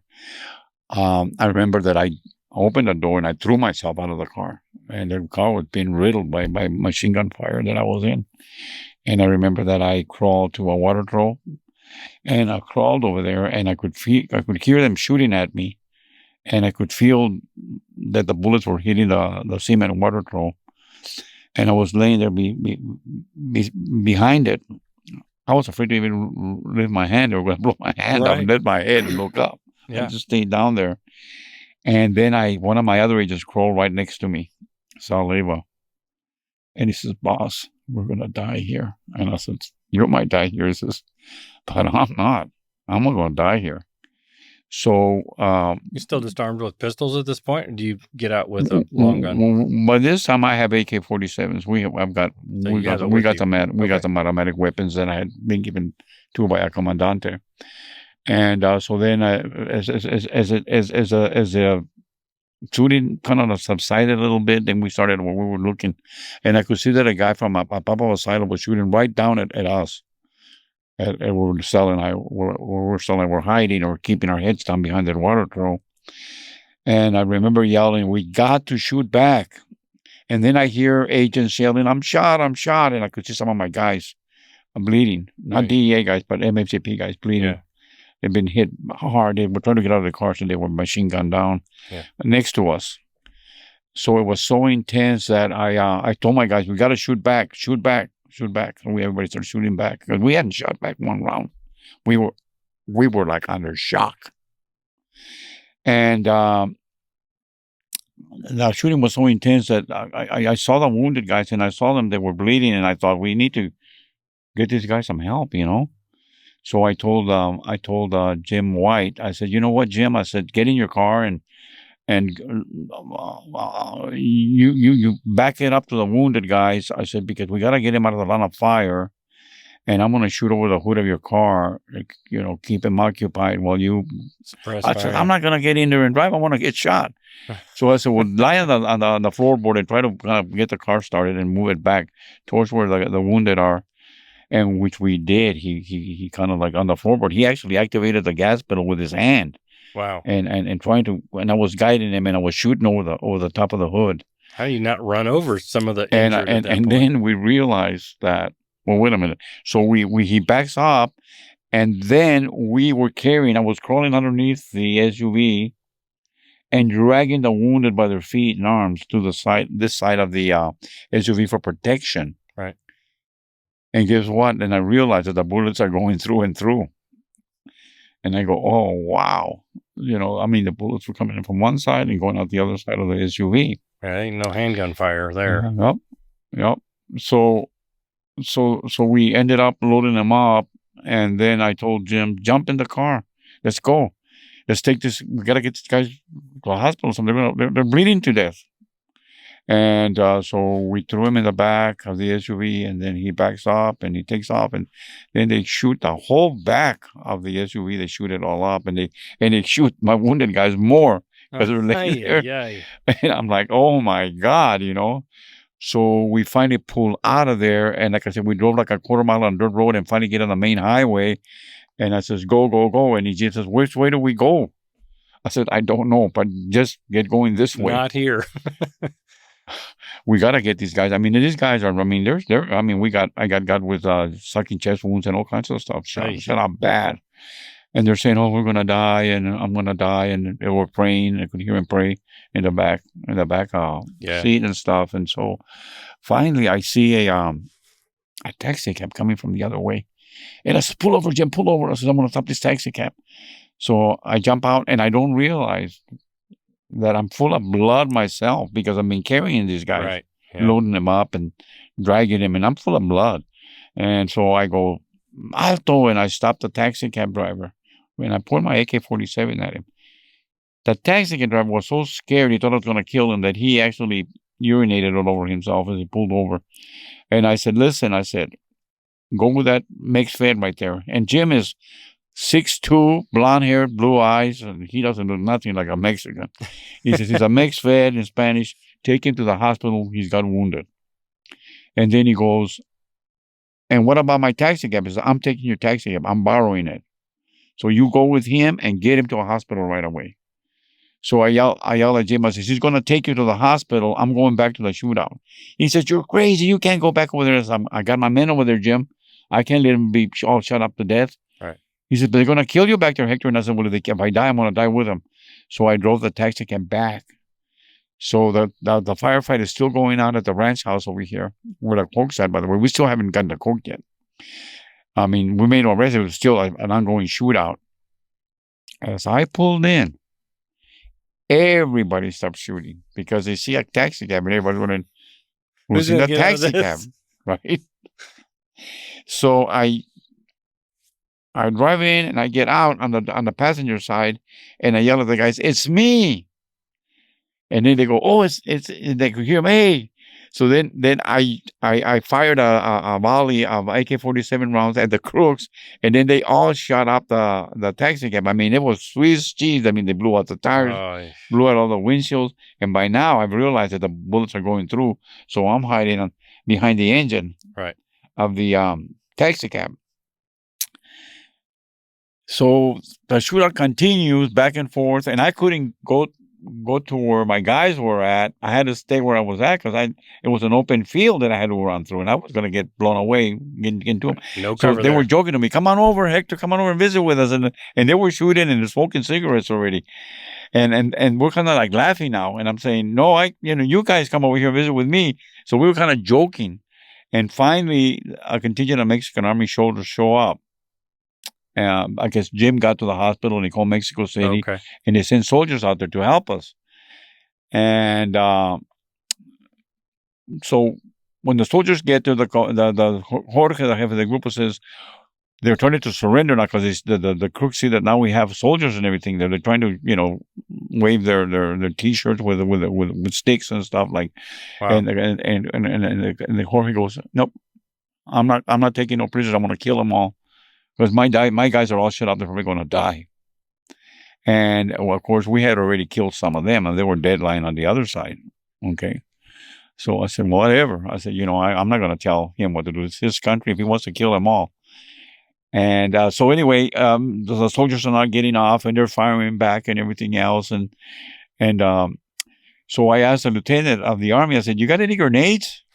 And he goes, "Yeah, we got some granadas." And I said, "Let me have some." I said, "I'm going to blow him out of there."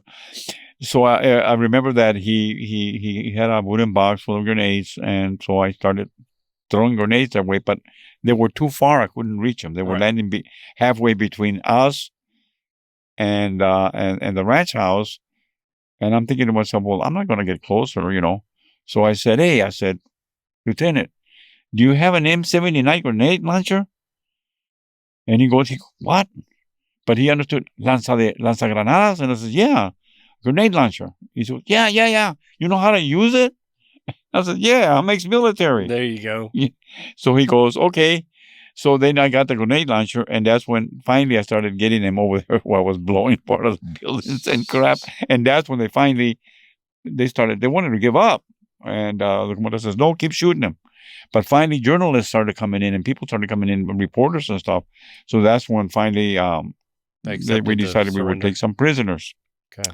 And we of course, we had dead there, and we had the prisoners.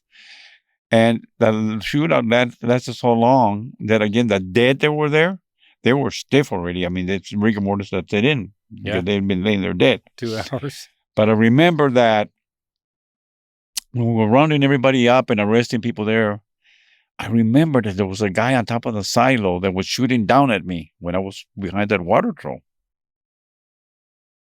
And I said, "I wonder if he's still up there." So I yell up I go under the silo, "Is anybody up there?" And of course, nobody answers me. So I go, brrr, and then like a bird, this guy falls down in the dark, down on the ground. He goes, I've been shot. I've been shot. And I said, "Where you were shot at, dude?" He said, "You shot me in my leg." He goes, and I had shot him in the leg. And I'll never forget, the comandante comes up, or the head of the group comes up and says, "What's the matter with you? Shut up." He said, "No, but I've been shot. It hurts. He says, "It hurts when one gets shot. Understand it, but I want you to shut up because you were trying to shoot him. Yeah. So you're lucky he doesn't blow your head off. If I was him, I would have already executed you," he told him. Just scaring him. But yeah, that was a long shootout right there. That's insane. It's crazy. And you're lucky too, by the sounds of it. I mean, yeah, I was very lucky you're myself. the character in the movie that gets a million bullets shot at him and somehow just feigned all of them. Right. So yeah, it was amazing. It was a long shootout.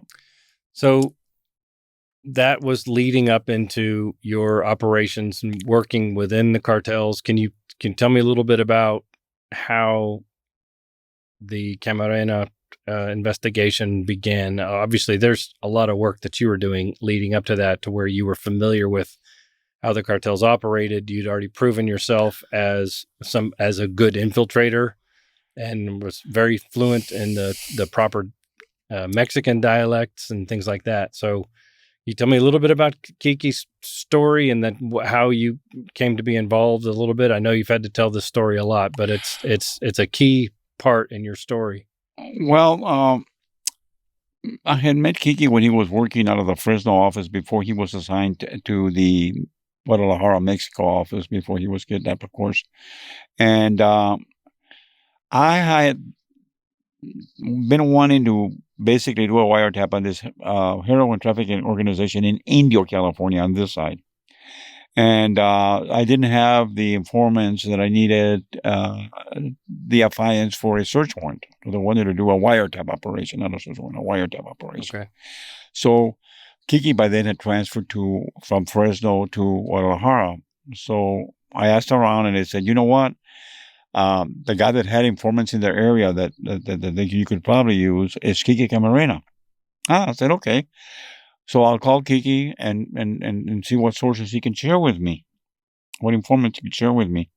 So I called Kiki in Guadalajara, and I said, Kiki, I'm trying to go up on this organization over here in Indio, and they tell me you got sources out here that know everybody out here that are pretty good.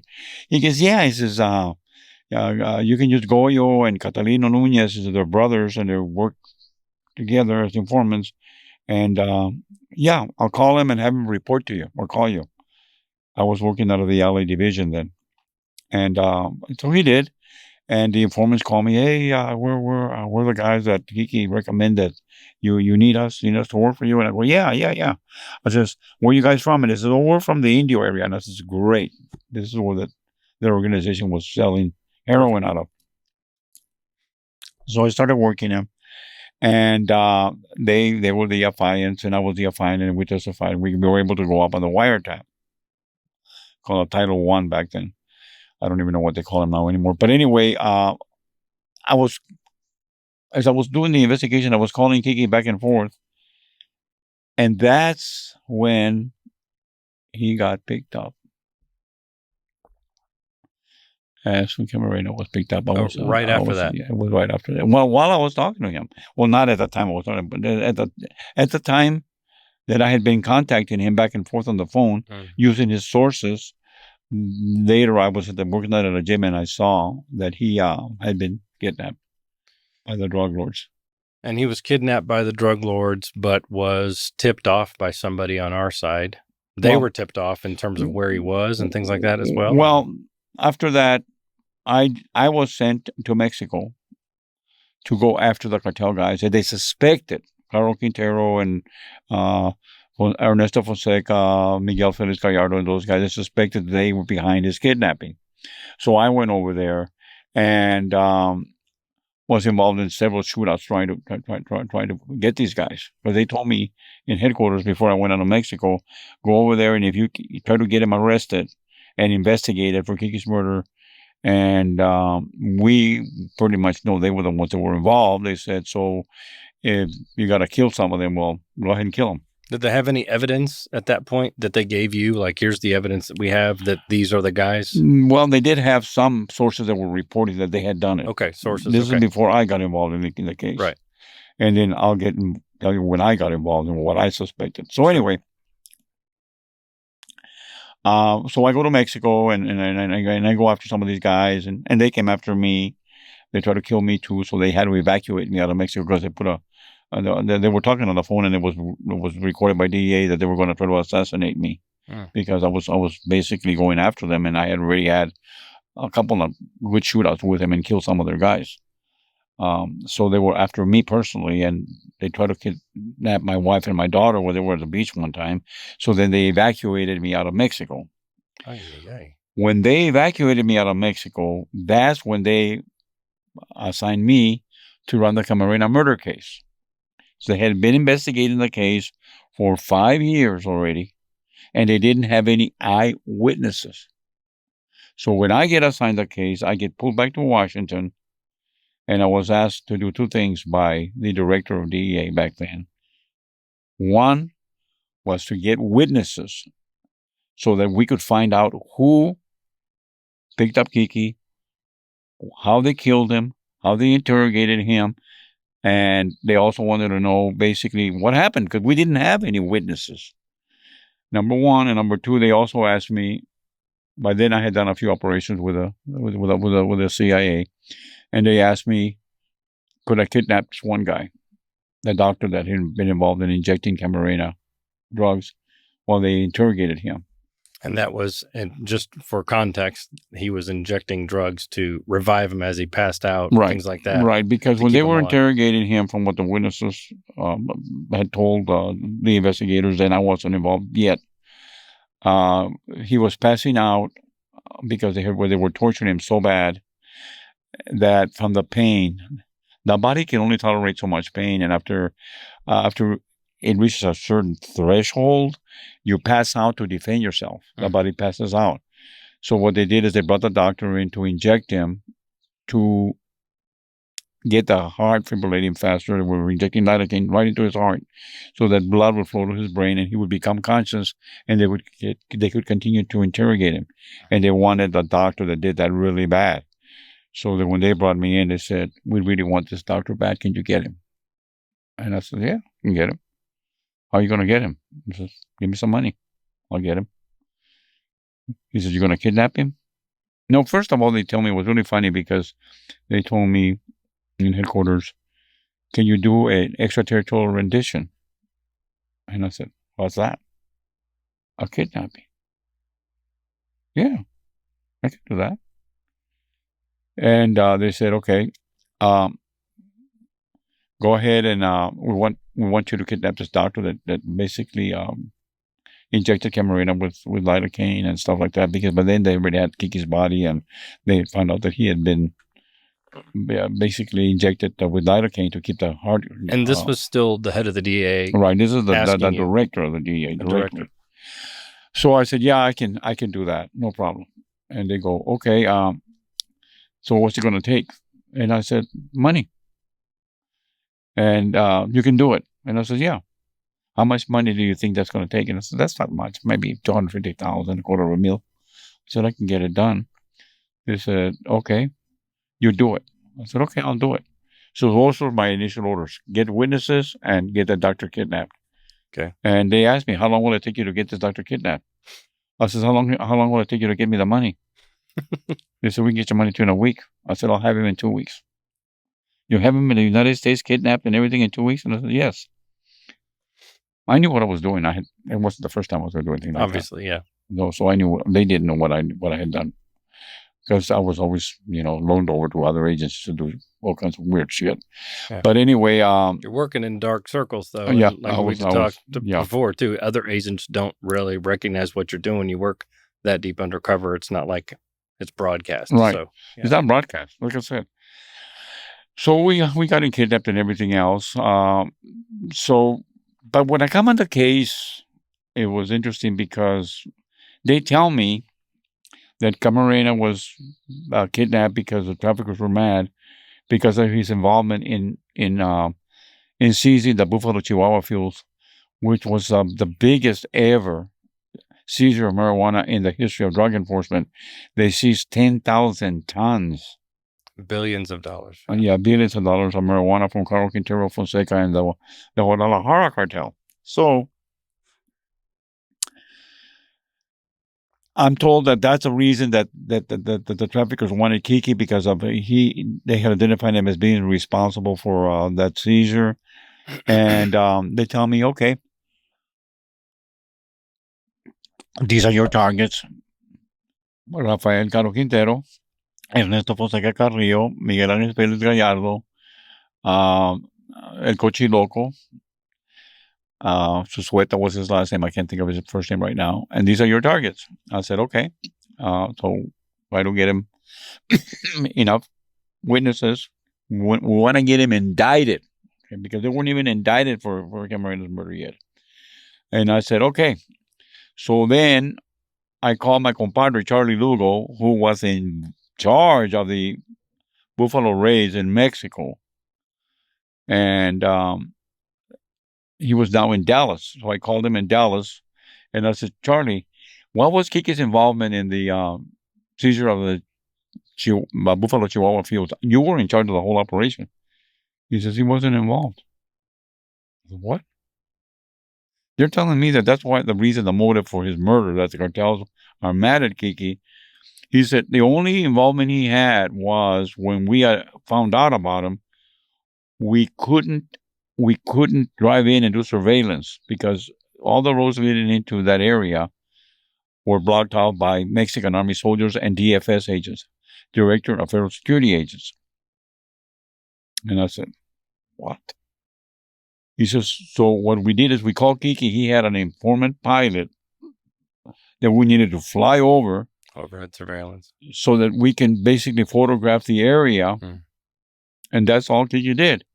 So when the pilot flew over the fields, he told me, he photographed them and he flew back to Guadalajara and gave the film to Kiki.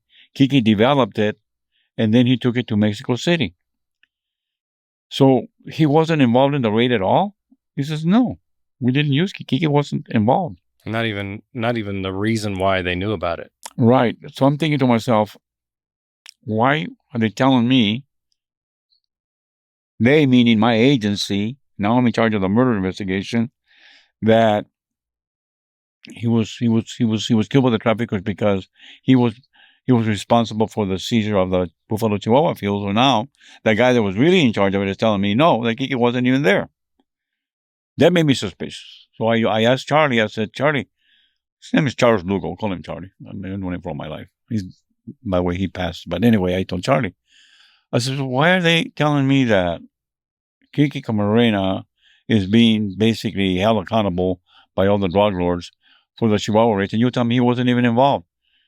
And he said he wasn't. Then why are they telling me that's a motive for his murder?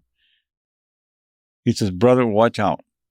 He says, it doesn't make sense to me. What Kiki was not involved. I was there. We arrested over 7,000 peasants and we seized over 10,000 tons of marijuana. He said, and Kiki was not a participant in the raids or anything. I ran the operation, Hector, and I said, I know you did. So that kind of made me suspicious. Then, as I started talking to the agents that had been working the murder case, I said, how did Carlos Quintero flee from Mexico when we were looking to arrest him for being involved in Kiki's murder? He said, oh, they told me, a CIA pilot by the name of Warner Lutz flew him to Costa Rica. Who's the they told you this? The agents that had been investigating the case. Okay. I'm new. Remember, I just got brought in. Okay, this is part of your brief, right? And I'm like, wait a minute. How do you guys know that a CIA pilot by the name of Warner Lutz flew Carlos Quintero from Mexico to Costa Rica so we couldn't arrest him? What's the CIA got to do with this shit? He said, we don't know, but we can't find the pilot. And, you know, Hector, a lot of those pilots that flew for the CIA or fly for the CIA, those are not real names. Those are undercover names that they use. They're subcontract employees, like informants of the CIA. I said, something doesn't smell right here. So then I find out that there was DFS agents, Director of Federal Security agents from Mexico involved in Kiki's kidnapping. I'm thinking to myself, I'm new here, but I'm thinking to myself, okay, a CIA pilot flew Kiki to Costa Rica so he could escape so we couldn't arrest him. And now the DFS, I'm being told, were involved in picking up Kiki in front of the consulate. And I know, because I worked with the DFS and I worked in Mexico for the CIA, that the DFS and the CIA are one unit. They work together. Yeah, the CIA was part of putting that together back in the day, right? They put together the DFS. Yeah. The DFS worked under the aegis and under the direction of the CIA in Mexico. So I'm finding out that now DFS agents were involved in picking up Kiki. So I decide that I'm going to basically recruit some DFS agents that can identify to me some of the agents that were involved in actually picking up Kiki Camarena. Obviously. And so I recruit this one former DFS agent, and he says to me, he says, you know, there's an American that works for the DFS. What? Yeah. He's a electronic specialist. He specializes in wiretapping and communications and stuff like that. I said, he's an American working for that. Directorate of Federal Security in Mexico? That's unbelievable. I said, yes. I said, do you know him? He says, yeah. What's his name? I don't know his name, but they call him Torreblanca. Torreblanca, which is White Tower? Yeah, because he's white and he's real tall. And he operates, he sets up repeater systems and radios and all that stuff. He's an electronic genius. And he was working for the DFS. You know him? He says, yeah. He said, would you fly to Mexico and put him on the phone with me? I want to talk to this guy. And I said, what is his name? He says, I don't know, but I'll find out. I'll go down there and I'll put him on the phone with you. He's a friend of mine. I know him. This is a former DFS guy who's now a source of mine. Okay. So I sent him down there. 2 days later, he calls me and he says, I got Larry here. His name is Larry Harrison. He says, I'm going to put him on the phone with you. And I get on the phone and in English, I says, hello. He says, I know who you are. You're Hector Berrellez. You're all over the news. He says, you're the one that kidnapped that doctor. And I says, you're right. That's me. I says, I need your help. He says, I'm not going to help you. I said, you don't even know what you're involved in, he told me. He says, F you. And he hung up on me. I said, okay. The informant comes back on the phone. And I said, you tell that gringo to come back on the line right now. And he says, he doesn't want to talk to you anymore, Hector. He says, tell that gringo that I'm going to kidnap his white ass. And he goes, okay, I'll tell him. Tell him I don't give a shit where he hides. I'm coming after him. Yes, I kidnapped that goddamn doctor, and I'm kidnapping his white ass. This is my next kidnapping victim. Yeah. So we hang up. The foreman flies back, and he says, didn't want to talk to you. He says, you don't know what you're involved in. And I said, whatever. I says, I think he'll call me back. Sure as heck. About 3 days later, I get a call from Larry. And he goes, I haven't been able to sleep at night. He says, you are going to kidnap me, aren't you? He knows what you're capable of. Love it. I swear. So I started laughing and I said, yeah. He says, I'm glad you haven't been able to sleep. I wouldn't be able to sleep either because I've already got people hunting you down, dude. He says, I'm bringing you in whether you like it or not. Yeah. He says, you work for the DFS and the DFS was involved in Kiki's kidnapping and you're going to come here one way or another, but you're coming here, buddy. So he says, okay. He says, I'll come in, but nobody must know that nobody must know that I'm coming to see you. Yeah, because it has to be quite a feat anyway, just getting the CIA. This is a CIA officer and like an operative working undercover as you were. I'm getting to there. Okay. It gets better, this story. So they fly him into LA and they put him over here at off of Freeway 10 at the Barranca there at the Marriott Hotel. And so I go see him there. I meet him. And he's a big, tall guy. And I said, you work for the DFS? He says, yeah, I work for the DFS. What do you do there? I'm a communications officer. I set up the repeaters. I set up their radio communications and stuff like that. And I go, okay. So I said, how did you get a job with the DFS, may I ask you? He says, you sure aren't very bright, are you? I said, what do you mean? Are you dumb? He says, you think a white guy can just walk into Mexico and work for their spy agency, which is the DFS, is their spy intelligence agency? Duh.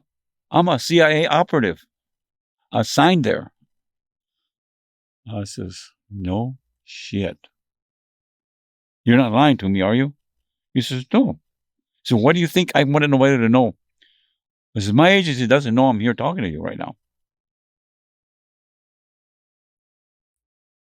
I says, whoa. He says, look. He says, we, the CIA, are working with the Guadalajara Cartel. We, the CIA, are basically helping them ship all those weapons to the Contras through Mexico. We, the CIA, are bringing in cocaine, and we're selling cocaine to support the Contra war, which Congress, through the Bolden Amendment, has denied helping. So we're doing it all clandestinely. Right. And I said, what did you guys have to do with Camarena's murder? And he told me. He says, Camarena, we found out, was going to investigate Carlos Quintero's ranch in Veracruz. We're training Contras there. What? Yes.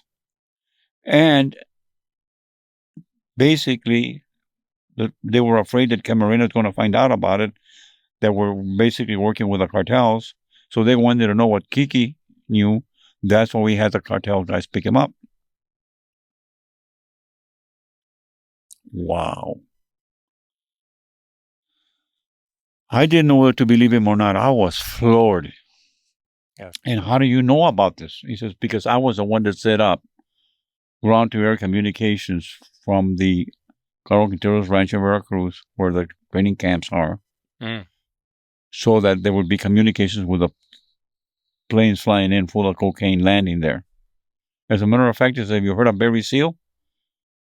I says, yeah, I know who Barry Seal is. Ask him. I met him there. He was flying in cocaine for the CIA into Carlos Quintero's ranch. A lot of people don't know what I'm telling you right now, but it's in my book. So anyway, I said, well, I can't say I believe all of this stuff you're telling me. So he says, well, I don't give a damn whether you believe me or not. I said, I'm just telling you the truth, and you've gone too far, and you better watch your butt. This is because, you already know too much. You're not supposed to know all this. And you've already seen what happens to people that knew too much, or even suspected of knowing too much. So immediately, I go to the undercover phone, official undercover phone, and call the guy in charge of OPR, our Internal Affairs Division, which is Office of Professional Responsibility. Pete Gruden is in charge. And I go, Pete, I got this guy telling me all this stuff. He says, Hector, is this guy 5150? Is he a nutcase? I says, no. I said, do you believe him, Hector? I says, I don't know what to believe anymore. I'm lost. He said, what do you think we should do? And I said, well, I don't know. I said, I think we should maybe fly him up to headquarters and get a head polygraph examiner to polygraph this guy. See if he's telling the truth. And now he's telling me that he can't go back to the CIA now because he's a double agent now. He's betrayed his agency. So he says, fly him up here. I want to meet this guy. Are you saying he couldn't go to the CIA because he was already working with you guys? He couldn't go back to his agency because he's already given all this information up on his own agency. Okay, right. So he's betrayed his agency. He's become a double agent. In those are his words. I've become already a double agent. I can't go back anymore. Yeah, that's a You got to huge protect deal. me now. You got to protect me now. Yeah. But I don't like what they did to Camarena, he told me. I wasn't involved, but I know they did it. Wow. Okay. All right. So we take him back to Washington, D.C. He's polygraphed for 3 days on all this information about the Contras and the training camps and the CIA sending weapons south secretly because it was prohibited by the Bolin Amendment by Congress. They didn't want us involved in that war because we just came out of Vietnam and they didn't want to be involved in another war. Right. So all of that, he's polygraphed and he passes 3 days of polygraphing by our head polygraph examiner, the guy in charge of a whole polygraph unit in DEA. Okay.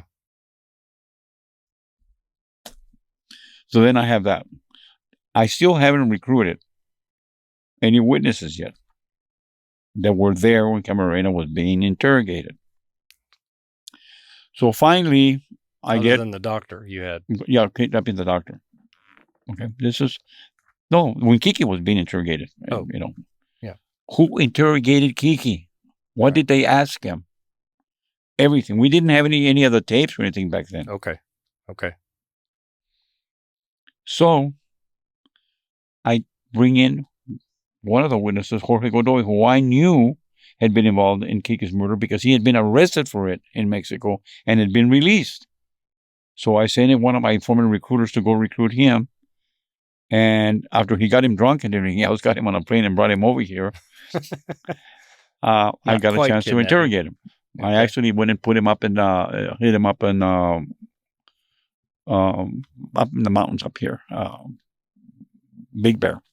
We had a cabin out there where I hid witnesses and stuff like that. Up there was like a security places that DEA had all over the place for witnesses and stuff like that. Interesting. And we used to use those cabins undercover to meet crooks and stuff. So I put him up there. And so I started interrogating him. And he tells me about, that he had been involved and worked for Fonseca and Carlos Quintero. He had been a pistolero. And he tells me that one of the persons that had interrogated Kiki was a Cuban guy. And I said, who is this Cuban guy? He said, I don't know. What's his name? He says, Max Gomez. Why would he be interrogating Kiki? What's Cuba or Cubans have to do with this? He says, I don't know, but he ain't Mexican. Ran him through everything, tags, NCIC, everything. Nothing's come back on Max Gomez. 6 months later, we bring in another witness, Rene Lopez Romero, who was in the car when they picked up Kiki in front of the consulate. And he identifies the DFS agents that were with him in the car. He was a state policeman. Okay. And again, I asked him who interrogated Kiki, and he says, well, Carlos Quintero did, Cochiloco did, Mexican government officials did, comandantes did. They were all interrogated Kiki. And again, there was a Cuban guy there. He did a lot of the interrogation. Again, who is this Cuban guy? Max Gomez. Ran again. The name Max Gomez, nothing. A year later, I get the third witness, Ramon Lira. I recruit him, and we knew he was involved too. And he used to be in charge of Fonseca security detail. So he is a little higher up in the hierarchy of the sicarios or the killers. Yeah. So I interrogated him, and I said, okay, you were there.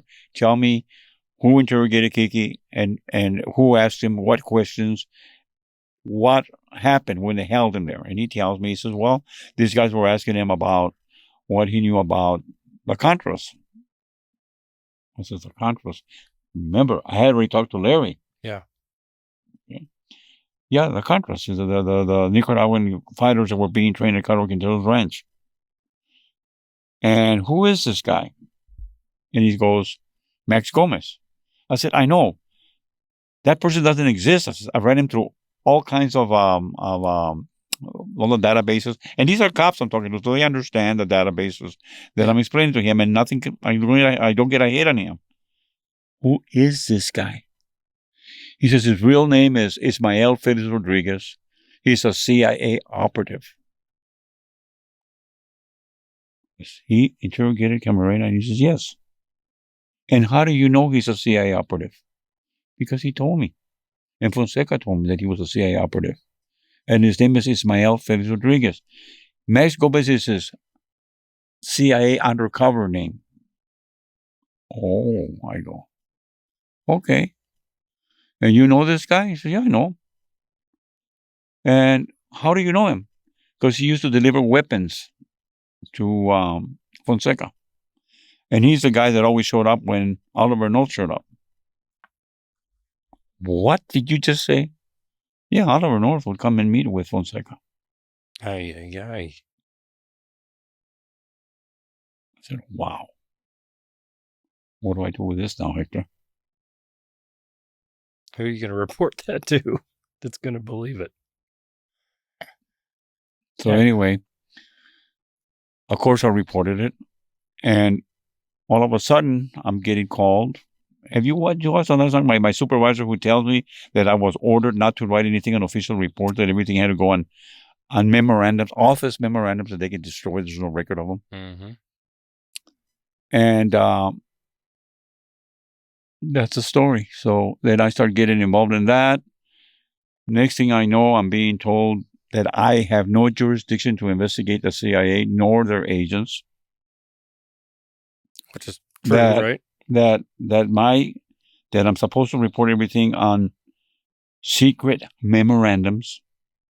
That the secret memorandums will be forwarded to the Inspector General's office, who does have the jurisdiction to investigate Felix Rodriguez and Oliver North or whoever. Yep. So therefore, you write that up and we'll forward it to them. You do not have jurisdiction to investigate the CIA. I said, oh, I'm just a soldier here. I'm just Hector Berrellez, a nobody. Okay? That's the way the story goes. Okay. Sitting on a pot So, of gold. okay, now what has happened? What has happened is all that stuff was reported. And that's why I want people to watch The Last Narc. Because you see the witnesses tell the story in The Last Narc, the documentary that we did, which you've seen. But most importantly, don't listen to what I say. Listen to what my supervisors say. Hector Berrellez was ordered not to investigate the murder of Camarena. I want to laugh. Right. Which is How do you assign somebody to investigate a homicide, but don't investigate the homicide? So what am I supposed to do? Sit there and go to the movies or what? Right. So, and he says, listen to him right there. Hector Berrellez was ordered not to report investigations of CIA's involvement in Kiki's murder on DEA 6, which are official reports that he's supposed to write them on office memorandums because they don't want these reports to get to congressional committees, because the John Kerry Commission is investigating the CIA for being involved in drug trafficking. Wow. So then I'm here in LA, and then I'm investigating already. I'm already looking at the Contras, and I'm already looking at the CIA. So what do I find out? I'm involved in doing search warrants on 2 Nicaraguan Contra officials, Danilo Blandon and Edwin Meneses, because they are supplying Freeway Ricky Ross.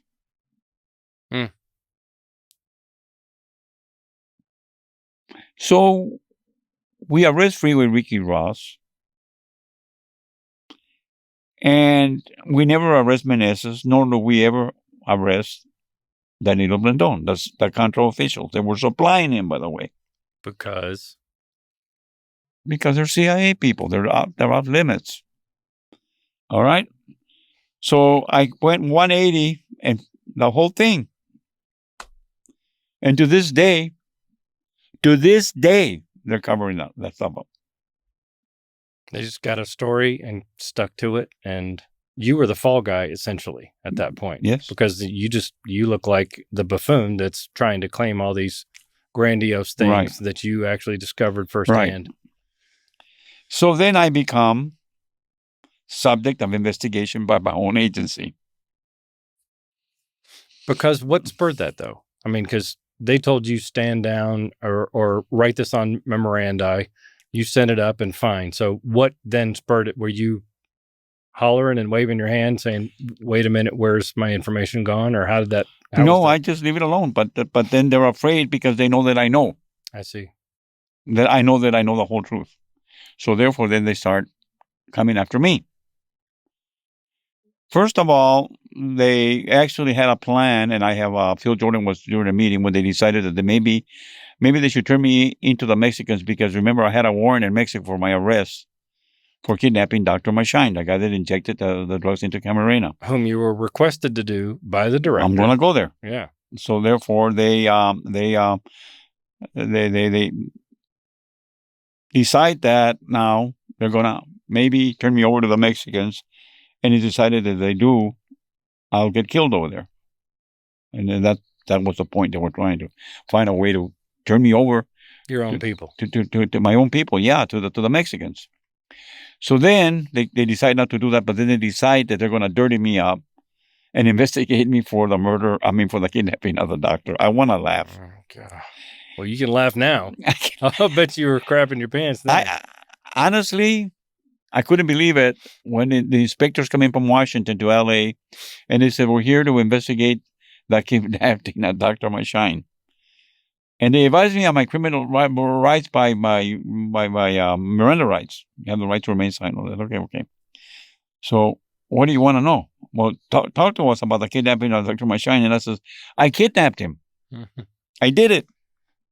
But I did it under orders of the director of the DEA. Well, he says he didn't order you to do it. And I said, so how did I do it then? If he didn't order me to, where did I get the money to pay the people, the actual people that picked him up? I said, you guys got to be joking with me. I said, you're investigating me for doing a kidnapping that I was ordered to do by our director of the DEA. Are you guys joking with me? They said, no, we're not joking with you. We're here to investigate you. I said, well, I'm just going to tell you guys one thing. Yes, I did it. And I did it under orders of the director of the DEA. And I'm not saying anymore, and I'm going to get attorneys involved here now. It sounded like that was a smart move at that point. Mm-hmm.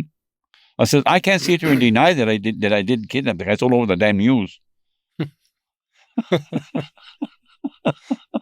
That's a good thing. So anyway, so where am I going with this is that I retire and I'm afraid to say anything anymore because I'm wanted in Mexico and I know these Agents want to send me to Mexico. And as I'm leaving, I turned 50 and I could retire and get my full benefits. I'm being told, you better keep your mouth shut.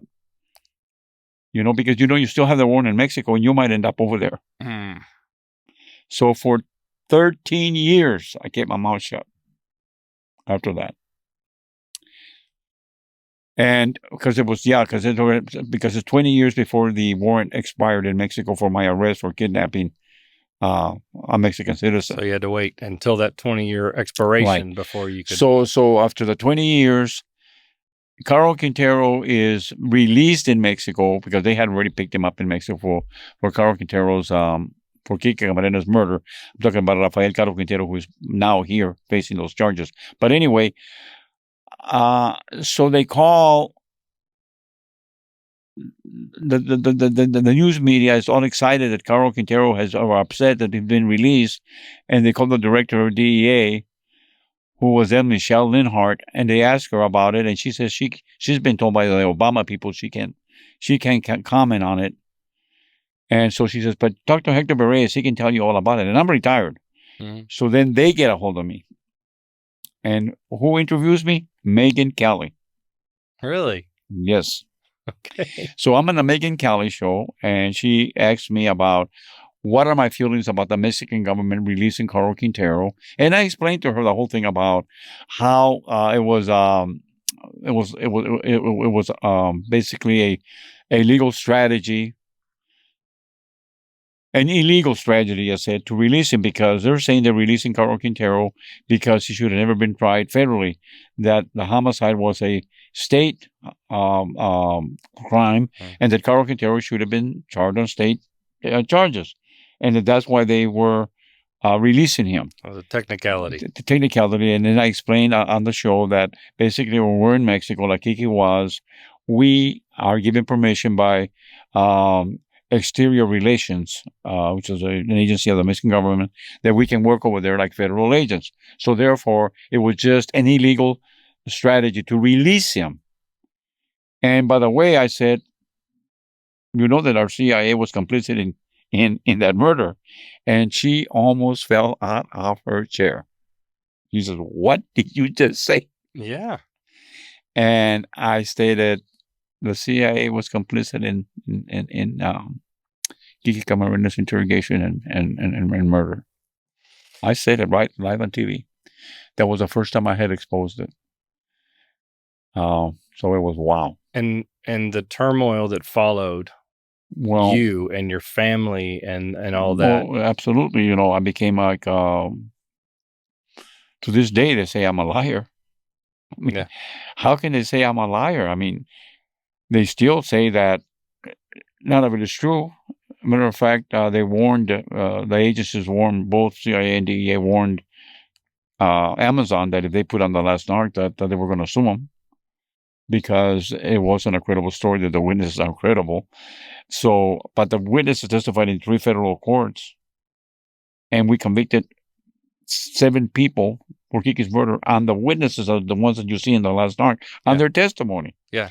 And they So- haven't recanted. No, not to this day. Yeah. So now what have you got? You got them actually destroying the case because those witnesses, they call them liars now, and they can't revive them anymore. So now we're going to get to now. Trump gets elected.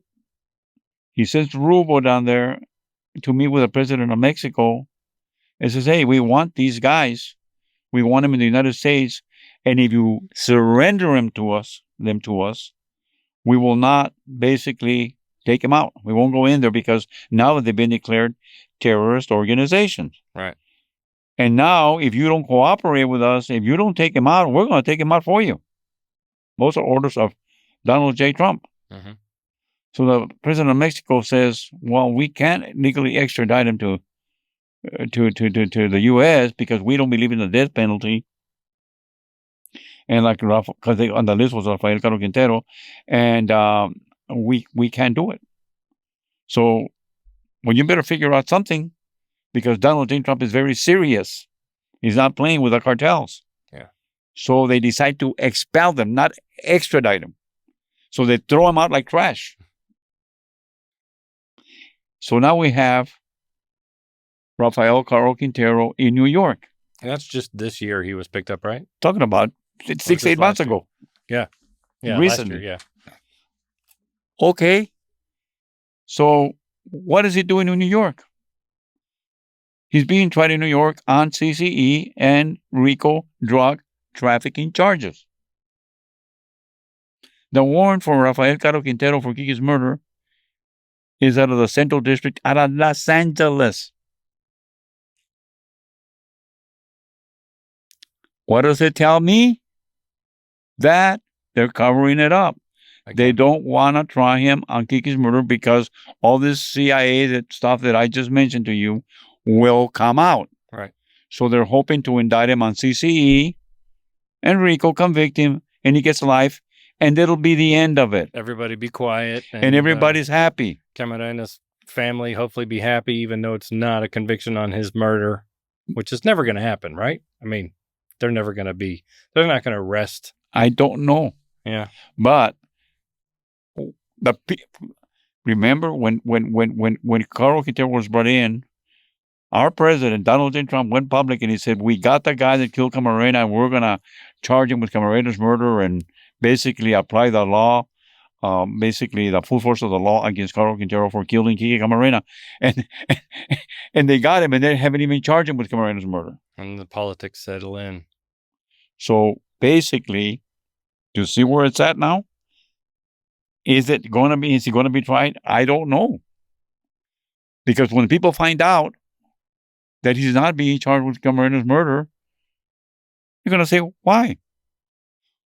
Where's the case on Caro Quintero killing Camarena's murder? Right. Being Camarena's murder, and killing Camarena. What do you think is going to happen now? Well, I don't know. I think they're going to sit on that and his co-conspirators until they perish. That's what they're going to do. Because once they're dead, what are you going to do? All you do is drag your feet long enough to where that it never gets addressed again. I mean, what his co-conspirators, 95 for something? I don't remember which cat's name. The other El Mayo, Zambada, you mean? No, they're not that. They're in the 60s or 70s. They're not 90s. Okay, I thought one of the kingpin guys, one of the Ernesto Fonseca Carrillo might be, but he's in Mexico. He's not here. Yeah. So what I'm curious about is, what are they going to answer to the reporters when they find out that he's not being charged with Kiki's murder? What are they going to say? We don't need to because we already got him life. Well, wait a minute. Isn't murder, especially of a federal agent, more egregious than drug trafficking? Why wouldn't you start with the murder? Why is he not here in L.A. with the murder? Well, it may be because they've been the ones to discredit the only witnesses that can help him, and you. Thank you. So, And they don't want to. They don't want to be exposed to that. Yeah. Why? To protect who? themselves. And the CIA is still working hard to keep all that stuff under To wraps. protect Felix Rodriguez, Oliver North, and further up, the Bush administration. Do you think it got past Ollie North? That's sort of a side topic, but do you know, obviously he Of swore, course. hey, I kept it here. Do you think he ever reported Well, all it that? was all the way up. I mean, come on, Bush was former CIA director. Yeah. They were involved in all that stuff and doing the clandestine shipping of the weapons to the Contras and the money and the drugs and all this other stuff to support the war, which was an unauthorized war Right. by Congress. And remember, they were also under investigation by the Kerry Commission for being involved in that, Right. and they covered it up. Yep. So it's bigger. This thing is way bigger than people realize it. Absolutely. Now, I'm just wondering if Donald J. Trump finds out about it. I don't think he knows. I don't think he knows that they haven't even charged him with Kiki's murder. I wonder what he would do. Because remember, he has no love for the CIA Yeah, he has no love for any of those federal or agencies. the right FBI. now. He doesn't. Yeah. So Well, let's that's- get it out there. Let's get it out there. I mean, all we can do is just try to promote the story because I think justice is justice is justice. And that's really what it comes down to. And I do feel like the turmoil that you had to experience following that, your family's turmoil and all the experiences that have followed you is terribly unfair. And we're already dealing with another injustice on your behalf. It's stacked upon Kiki's Right. injustice. Right. So I do feel like it's an important story to tell. And, you know, I'm greatly appreciative of the fact that you're willing to share it because I know at your own risk, you're having to share this stuff as well. You don't know to what degree people are going to go to in order to protect this information. But I think it's important that we know about it. Absolutely. I honestly feel that, and I know because I've already been called by numerous reporters saying, hey, what's happened to the Camarena murder case? What's happening to the case in L.A. on the murder? And we've already contacted DEA and Main Justice, and they don't have any answers for us. They don't. They're not going to answer. They don't know what to say. They probably don't even know what the status is either. I mean, now you've got people that are in charge that really had nothing to do with any of that back when it was happening anyway. So they have plausible deniability now. I don't know nothing, right? Yeah, but the warrant is still outstanding for Kiki's murder. How are they going to answer that? There's a murder warrant for Carlos Quintero for Kiki's murder. And he's being tried just on drug trafficking. Why is he not here facing the murder charge? Somebody's got to answer that somehow. I don't know who could answer that. I mean, it's got to be somebody in the Justice Department, though, still would have an answer. Wouldn't you have the right U.S. attorney ask that question? Remember, perhaps? there's no statute of limitation for murder, Yeah, especially of a federal agent. So the warrant is still there. especially. Are they not? They have the guy, but they're not going to charge him with it. That is where we're at. Yeah. And that's what's happening right now. Well, it's a mess, man. Do you have a plan? You have a good plan for how we get this across besides telling the story? You know what? I am so jaded anymore with all the corruption that we see nowadays, all the corruption that I'm like, there's so much corruption anymore that I don't trust neither party. Yeah. There are bad folks. And the deep state is not just in the Democratic Party nor in the Republican. They're both. It took somebody like Donald Trump to come in who was not a politician to say, hey, folks, I'm coming in. And he came in like a bull in a china cabinet. That's why they've tried to kill him and everything else because this guy basically exposed the whole deep state, the whole corruption. Yeah. How do you think, for instance, DEA guys felt when we were seizing plane loads of cocaine? And I'm talking plane loads of cocaine flown by CIA pilots. And we're told to let the pilot go and give him back the cocaine. But yet they're considering go arrest anybody, idiot down there for 10 ounces and put him away for 15, 20 years. Yeah. And these guys are bringing in tons. How could you do your job after that? How could I do my job? And I'm talking back when I was DA 30 years ago. Yeah. And it's gotten worse. Yep, it is worse. And I see the corruption now and I'm like, what? You don't know what to believe. Oh, Charlie Kirk just got shot. The Mossad was behind it. What? Why would the Mossad want to kill Charlie Kirk? Well, no, it wasn't the Mossad. It was some other conspiracy theorists that are thrown out there. You don't know what to believe anymore. Right. You know? And that's what you're up against too. Is Exactly. Now that they've tried to discredit you, then you sound like a conspiracy theorist coming Right. forward. But you're just telling a firsthand account, and that's what we need to make clear. This is an experience that you have firsthand. This isn't I've heard about this and retelling somebody else's story. I mean, you were the guy inside this, and you still have the witnesses, and you were damn good at vetting your witnesses as well. These were all independent witnesses, Right. right? Right. weren't And like not only that, the way we handled it was we would get one witness and we would basically segregate him, where when we got the second witness, they didn't even know that he was here and they couldn't compare. In other words, they were all segregated so that we could get the pure truth. Because, you know, when one witness says, like, there was when they killed those 2 Americans, I'll never forget it, they killed those 2 Americans at the restaurant, Carlos Quintero and the folks. They killed 2 Americans at the Langosta restaurant. And one witness tells me that Ruben Zuno Arce was there.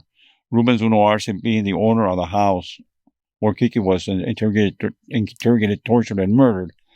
And he said he was there too when they killed those 2 Americans. And one of the witnesses says, I remember him being there, and he was the only one wearing like a suit, but it wasn't a suit. He was wearing a blue sports jacket. Write it down. Okay. A year later, here comes another witness that was there, and he says, yeah, Ruben Zuno was there. And then remembered, what was he wearing? Kind of like a sports jacket. It was blue. But if you tell the truth, I mean, Right. two people that haven't talked that come in a year later after each other, and you know they were at the same, let's say, party or whatever, Right. and they even say who was there and how they were dressed. So it's like this. When I first brought the first witness, and they told me that this guy Max Gomez was involved in interrogating Kiki. At first, you don't know whether to believe it or not. But then when you have another witness comes in and tells you the same story, that this guy was involved in interrogating Camarena, you got to tell yourself, wait a minute. It's like this. If we send an astronaut to the moon and he tells us that they're extraterrestrials, they're 4 foot tall, they're green, and they have 3 fingers, and then a year later you send another one, and he says, yeah, I saw the extraterrestrial and he was 4 foot and was green and had 3 fingers, you got to say, there got to be extraterrestrials in the moon. Because how could they know? If the first one hadn't made it public, of Thank course. you. Yeah. Exactly. Yeah. So that's the way it was with the Camarena case. I mean, this is how we were able to distinguish by asking them different. And then questions like as you know, they mean anything. Like, what was the guy wearing? What food was being served there? What mariachi group was playing there? What songs were? What was the atmosphere like?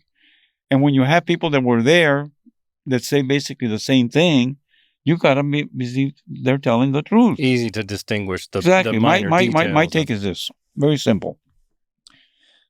I brought in 3 witnesses that were present and saw who interrogated Camarena. And not only did they saw who interrogated him, saw how they tortured him, who tortured him, how they waterboarded him, and also basically could tell me what Camarena was asked. Okay? 3. Not 1, not 2, 3 witnesses that were there when Camarena was tortured and murdered. They, meaning the government, says, well, they're not credible. Why can you say they're not credible? Have you got 1 that was there? Just 1. With counter information. They would give counter information and say different than what the 3 that corroborated each other said. So how can you say these guys are not credible? Yeah, and they're all going to be bad guys. Anyway, Yes. So Yes. that's a cop-out, too. When people But- say, well, but- these guys are criminals, too. Well, those are the only witnesses were other Okay. criminals. So you're an investigator and I'm an investigator. And you tell me, Hector, how do you know those 3 guys are telling the truth? I'm going to say, have you got 1 that was also there that you know 100% that's telling you something different? And you tell me no. Then how can you accuse these guys of lying? Yeah. You can't. Because even if they conspired, you're talking about going so deep and thorough into your questioning that they couldn't have possibly thought to conspire and come up with these. But they didn't even know one another were even talking to you. at the Right. time. And here's another thing. The DEA wasn't just the only ones that interrogated these witnesses. You had top-level AUSAs talking to them without us. Sometimes the AUSA was to bring him in. I gotta get him ready for court.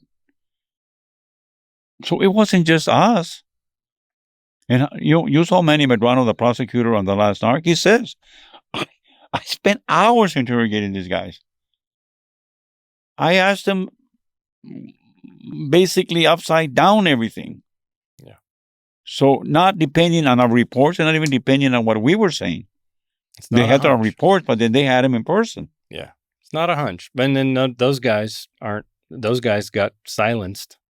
Exactly. To some degree. So yeah. So now they're saying, okay, well, don't put on the Last Narc because those witnesses are credible. Thinking that Carlos Quintero was never going to be brought over here. Now what have they got? What have they got? They got Quintero, but they don't have a case, apparently. No, because you are a defense attorney. What are you going to ask the DEA? Okay, didn't you call over there and tell them that this wasn't credible?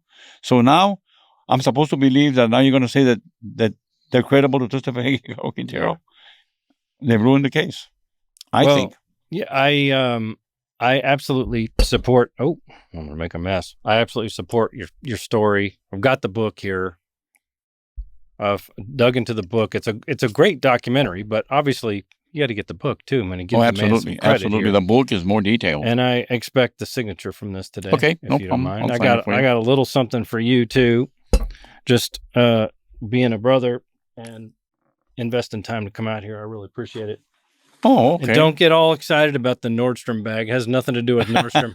That's all from my wife. That's from your wife. Okay. A little package for you. Well, thank you. And oh wow, it's a little Blackland whiskey from Texas with some Texas grasses. If you like bourbon, and so, just a little tip of the hat to you, and then a copy of my book if you ever get bored enough to read. Okay, thank you so much. Yeah, I'm going to read your book. Interesting. Absolutely honored to have you here, man. You're just a wealth of information, and the fact that you're willing to come share this stuff is just amazing. So anything I can ever do for you, I'm more than happy to. You know how to reach me now. So if there's anything I can do, it was really a pleasure, talking to you and meeting you. It's great. And like I said, I mean, I don't know what's going to happen, but we got to get the story out. We got to let people know that, hey, there's corruption out there, man. I'm really appreciative of you being here and telling that story. Thank you for having me. Again, thank you so much. I can do, brother. Okay, thank you, brother. What's it take? What you gonna do? What you gonna do? Success around the sandbox with second grade rules. A confident fake to make you do what they want when they won't pay the fool. A diplomatic face is the one to see you through. And don't let those bigots take you off your game, but just to let them loose. You sit here in the front seat, baby, ain't that sweet?